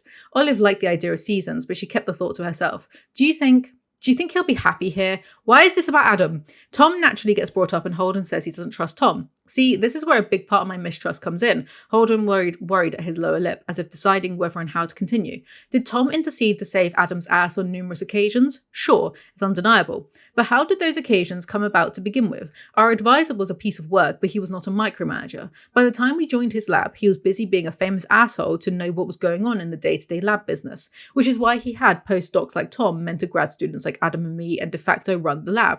And yet, he knew about every single minor screw-up of Adam's. Every few weeks he'd come in, tell Adam that he was a failure of a human being for minor stuff like switching regions or dropping a beaker, and then Tom, our advisor's most trusted postdoc, would publicly intervene on behalf of Adam and save the day. The pattern was eerily specific, and only for Adam, who was by far the most promising student in our program, destined for greatness and all that. Initially, it made me a bit suspicious that Tom was purposefully sabotaging Adam, but in recent years I've been wondering if what he wanted was something else altogether. Did you tell Adam? Yes, but I had no proof, and Adam, well, you know him. The hell is this crap now? Holden sighed, which is why Adam dismissed my concerns. There really isn't an obvious reason. The truth is, I don't think Tom hates Adam, or at least I don't think it's that simple, but I do believe that Tom is smart and very, very cunning, that there is probably some jealousy involved, some desire to take advantage of Adam, to maybe control or have power over him. Adam tends to downplay his accomplishments, but he's one of the best scientists of our generation. Having influence over him, that's a privilege and no small feat. I don't know, Tom's also like one of the best cancer researchers in America canonically, so it seems a bit much, but what would I know? She's like, if I have evidence that Tom is bad, should I tell Adam? And Holden says Adam is a scientist, so he'll put the evidence first, and that Adam and Tom's deal benefits Tom more than Adam, which is what I was saying earlier, and that Tom is replaceable, whereas Adam is the one who received the grants, and also Adam is only interviewing with Harvard because Olive was invited to Tom's lab, and that's it. Is she still going to think he doesn't fancy her? Chapter 20. She finds Adam at some posh dinner with Harvard's biology department. Then she whines to her Uber driver about her problems, and the Uber driver doesn't immediately kick her out. What a fantasy book. Can you change your name, cauterize your fingertips, enter the witness protection program, and disappear? That's the Uber driver, by the way. Why is everyone in this book all quirky or quippy or main character syndrome-y? Olive closed her eyes and thought about it. What exactly would the consequences be if she didn't do what she was planning to do? Tom would be free to keep on being an asshole piece of shit for one, and Adam would never know that he was being taken advantage of. He had moved to Boston, and Olive would never have a chance to talk to him again, and all that he'd meant to her would end in a lie. A lie after a lot of lies. So many lies she told, many true things she could have said but never did, all because she'd been too scared of the truth, of driving the people she loved away from her, all because she'd been afraid... She's been like fake dating him for like a month. She's in love. All because she'd been afraid to lose them. All because she hadn't wanted to be alone again. I don't care. She found Adam immediately. He was big after all. And the restaurant was not. Stop. So of course he's at the dinner and other Harvard professors are there, and so is Tom. She tries to speak to Adam alone, but Tom appears. Hey, Olive. Tom. But of course. Hi, Tom. Olive held Adam's gaze and didn't look at him. He did not deserve to be looked at. Can you give us a moment of privacy? She could see his oily fake smile with the corner of her eye. Olive, I know you're young and don't know how these things work, but Adam's here to interview for a very important position. He can't just leave, Adam ordered, her voice low and cold. Olive closed her eyes and nodded, taking a step back. Fine, it was fine. It was Adam's right not to talk to her. Okay, I'm sorry, not you. Tom, leave us. Oh, well then. Dude, Tom said, sounding amused. You can't just get up from the table in the middle of an interview dinner and leave, Adam repeated. Tom laughed, brazen. No, not unless you're coming with me. We're collaborators, and if you act like an asshole during a dinner in my department because of some student you're screwing, it will reflect poorly on me. You need to come back to the table, and a pretty girl like you should know the score by now. Don't lie to me and say you didn't pick out a dress that short for my benefit. Nice legs, by the way. I can see why Adam's wasting his time with you. Neither Adam nor Tom had seen Olive take out her phone or press play. They both struggled for a second, confused. They'd clearly heard the words but were unsure where they came from until the recording restarted. Genuinely wanted to punch myself in the face reading this because movie logic, yet again, this would look good and not at all cliched in a TV show scene logic. I hate it. I'm reading a screenplay, not a book. And also, like, Tom is... So he's meant to be like this smart, best cancer researcher. He's an idiot. He says literally in front of Adam, here, don't act like an asshole during dinner because of some student you're screwing. But like, Adam loves Olive. So like, how did he think that was going to work? So she plays the recording for them, and this is Tom's response. This is ridiculous. Tom was coming closer again, re-attempting to take the phone away. I'm not sure what this bitch's problem is, but she's clearly, again, like some genius. He goes 0 to 100 so quickly. Not even a second of like, oh, how can I maybe not look like the bad guy here? He just goes straight into being like, I was trying to think of someone evil, and all I could come up with was like Dr. Robotnik. Adam exploded so fast she didn't even see him move. One moment he stood in front of her. The next he was pinning Tom against the wall. I'm going to kill you, he gritted out, little more than a growl. If you say another word about the woman I love, if you look at her, if you even think about her, I'm going to kill you. Adam, Tom choked out. Actually, I will kill you anyway. People were running towards them. The hostess, a waiter, a few faculty members from Adam's table. They were forming a crowd, yelling in confusion and trying to pull Adam off of Tom with no success. Olive's mind went to Adam pushing Sherry's truck, and she almost laughed in a moment of hysteria. Almost. Again, TV show screenplay. There's no thoughts or reactions from Olive apart from the end where she almost laughed. Like, where is her fear, anger, vindication, any type of emotions or like internal thought? This is a screenplay, not a book. And Adam's dialogue is Marvel tier at best. Anyway, Adam checks that Olive is okay and then needs to speak to the other professors from Harvard and says that he will take care of all of it for Olive. Chapter 21. So I had like an English moment in this because Olive and Malcolm are in a layover in somewhere called Charlotte because they have been going from Harvard back to Stanford. And I was like, isn't that like a 3-hour flight? Why the hell do they need a layover? It's a 7-hour flight. I have no concept of how big America actually is. It seemed impossible that she'd been gone for less than a week, that all the chaos that had unfolded in the space of a few days. Olive felt dazed, shell-shocked, as though her brain was winded from running a marathon. She was tired and wanted to sleep. She was hungry and wanted to eat. She was angry and wanted to see Tom get what he deserved. She was anxious, as twitchy as a damaged nerve, and she wanted a hug, preferably from Adam. Thank goodness none of this will get described to me. Other scientists at different unis want Olive to be in their labs.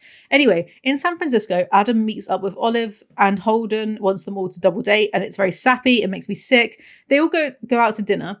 And Holden forces Adam and Malcolm to get on. They would have to talk later, have a serious conversation about Tom and many other things. But for now, it was the way it had always been between Adam and her. Like slipping into a favourite dress, one that she'd thought she'd lost inside her closet and finding that it fit as comfortably as it used to.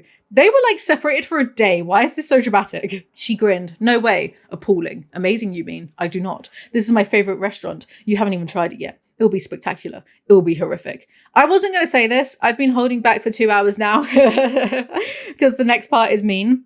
But like, I genuinely had enough. So much of this book sounds so much like ChatGPT wrote it that I had to check.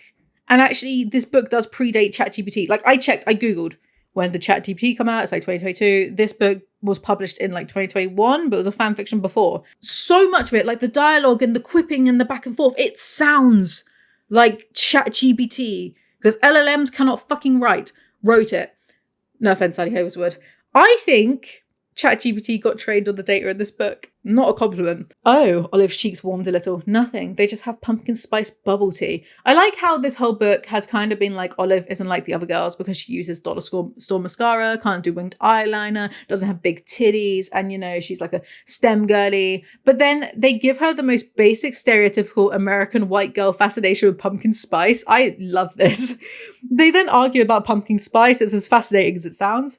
Then Holden clumsily says, "Come on, it's not even comparable," Holden was saying. "Olive and Adam have been together for years. We met less than a week ago." "They have not," Malcolm corrected him, wagging a finger.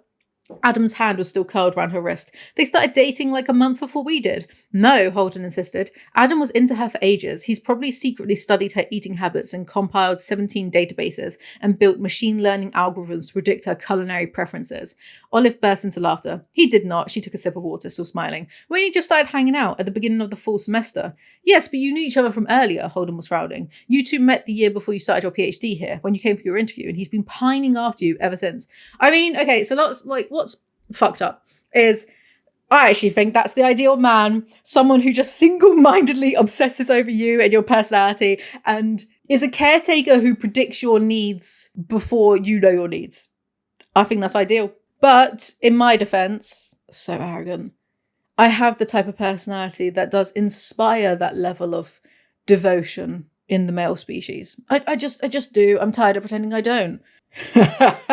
At least in my novels, my MMC is actually close with the FMC for years rather than pining from afar. He pines up close instead. Because my motto for romance novels is always torture men. This book does not pass the Alizee test.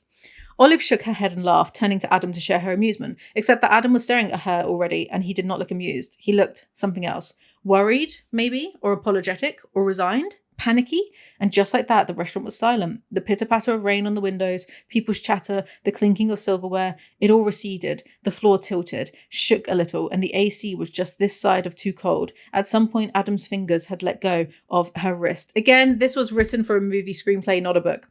Anyway, she doesn't make a thing of it. She's basically like, "Ah." Chapter 22. Olive had no doubt that Holden's tales were highly embellished and the result of years of comedy workshopping, but she couldn't help but laugh harder than ever before. "And I'm awakened by this waterfall pouring down on me." Adam rolled his eyes. It was a drop. "And I'm asking myself why it's raining inside the cabin, when I realise it's coming from the top bunk, and Adam, who was like 13 at the time, 6, I was 6 and you were 7, had pissed the bed, and the piss was seeping through the mattress and onto me. I don't understand what's so funny about this, but then again, I'm not in STEM." There was a large bowl of fortune cookies by the register. Olive noticed it on her way out the restaurant, let out a delighted squeal, and dipped her hand in to fish out 4 plastic packages. A squeal. Olive's fortune says it's never too late to tell the truth. How kitsch.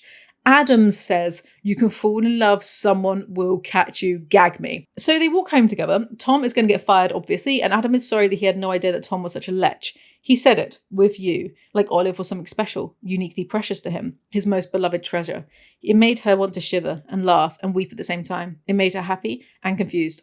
I want to weep at the state of trad pub and everyone's apparent reading ages. She then admits she remembered how they met in the bathroom that time, that it took her a while for her to realise it was him, and she's not bothered that he didn't bring it up again, and blah, blah, blah. Her steps had to be much quicker than his to keep up with his longer legs. We've had that line already. "I hated my first year. It was so stressful." He glanced at her, surprised. "Do you remember your first seminar talk?" "I do. Why?" "Your elevator pitch. You called it a turbo lift pitch. You put a picture from the next generation on your slides." "Oh yes, I did," she let out a low laugh. "I didn't know you were a Trekkie. I had a phase, and that year's picnic, when we got rained on, you were playing freeze tag with someone's kids for hours. They loved you. They had to physically peel the youngest off of you to get him inside the car." "Dr. Moss's kids," she looked at him curiously. A light breeze rose and ruffled his hair, but he didn't seem to mind. "I didn't think you liked kids. The opposite, actually." He lifted one eyebrow. "I don't like 25-year-olds who act like toddlers. I don't mind them if they're actually free. Why the hell is he dating Olive then?" Her stubborn, mercurial, fake boyfriend. The word mercurial is ruined forever for me, thanks to 50 Shades. Then she lectures him about false positives and false negatives to make her boring point, which she then fails to make for literally like 4 or 5 pages, wherein she admits that she didn't have feelings for someone else, and then she says, "I love you" in Dutch. Epilogue. 10 months later. Their summer had been full of hiking trips and delicious ice cream and late-night kisses on Adam's balcony, laughing and sharing untold stories and looking up at the stars, so much brighter than the ones Olive had once climbed on a ladder to stick to the ceiling of her bedroom. Blah. She's going to start working at a cancer lab in Berkeley. They are hanging out near the lab to recreate their first kiss, and that's it. Triple blah. Acknowledgements. First, just allow me to say, as for I cannot believe this book exists truly as for I audibly, when I read that, said, "For fuck's sake." Like, it is actually a crime that I will never get a trad pub deal. It's a crime. Even if I did get offered one, I'd probably tell them to do one. The truth is, I never saw myself as someone who'd ever write anything but science articles, and I probably never would have if it hadn't been for all the fanfiction authors who posted amazing pieces online and encouraged me to start writing myself. And I certainly wouldn't have had the guts to start writing original fiction if it hadn't been for the support, the cheering, the encouragement, and the concrete I got from the Star Trek and Star Wars Reylo fandoms. This should have stayed on AO3. I don't care if I'm being a bitch. Like, I've read better fan fictions. I could write better fan fiction. I'm gonna write a better fan fiction. You all better watch out. In the acknowledgements, though, it's weird because she doesn't thank Adam Driver. like, you clearly fancy him, babes. Like, what was the point of all of this? Thank him. There's a chapter at the end about Adam pining for Olive during their sex scene. It's not that interesting, just that he's been obsessing over her, which, I don't know, man, get better taste. There's a brief moment, just a handful of seconds after Olive's mouth first presses against his own, in which Adam considers coming clean to her. It's a shit idea, one of his worst to date. But, so, in the extra chapter, there's this bit, like the author, Ali, is doing that thing. I find it so fucking annoying, where you can tell it's like a male perspective, close third male perspective, because the man is so much looser with his swear words. Colleen Hoover does this, Percy Douglas does this, as if like women don't fucking swear. Like, fuck off.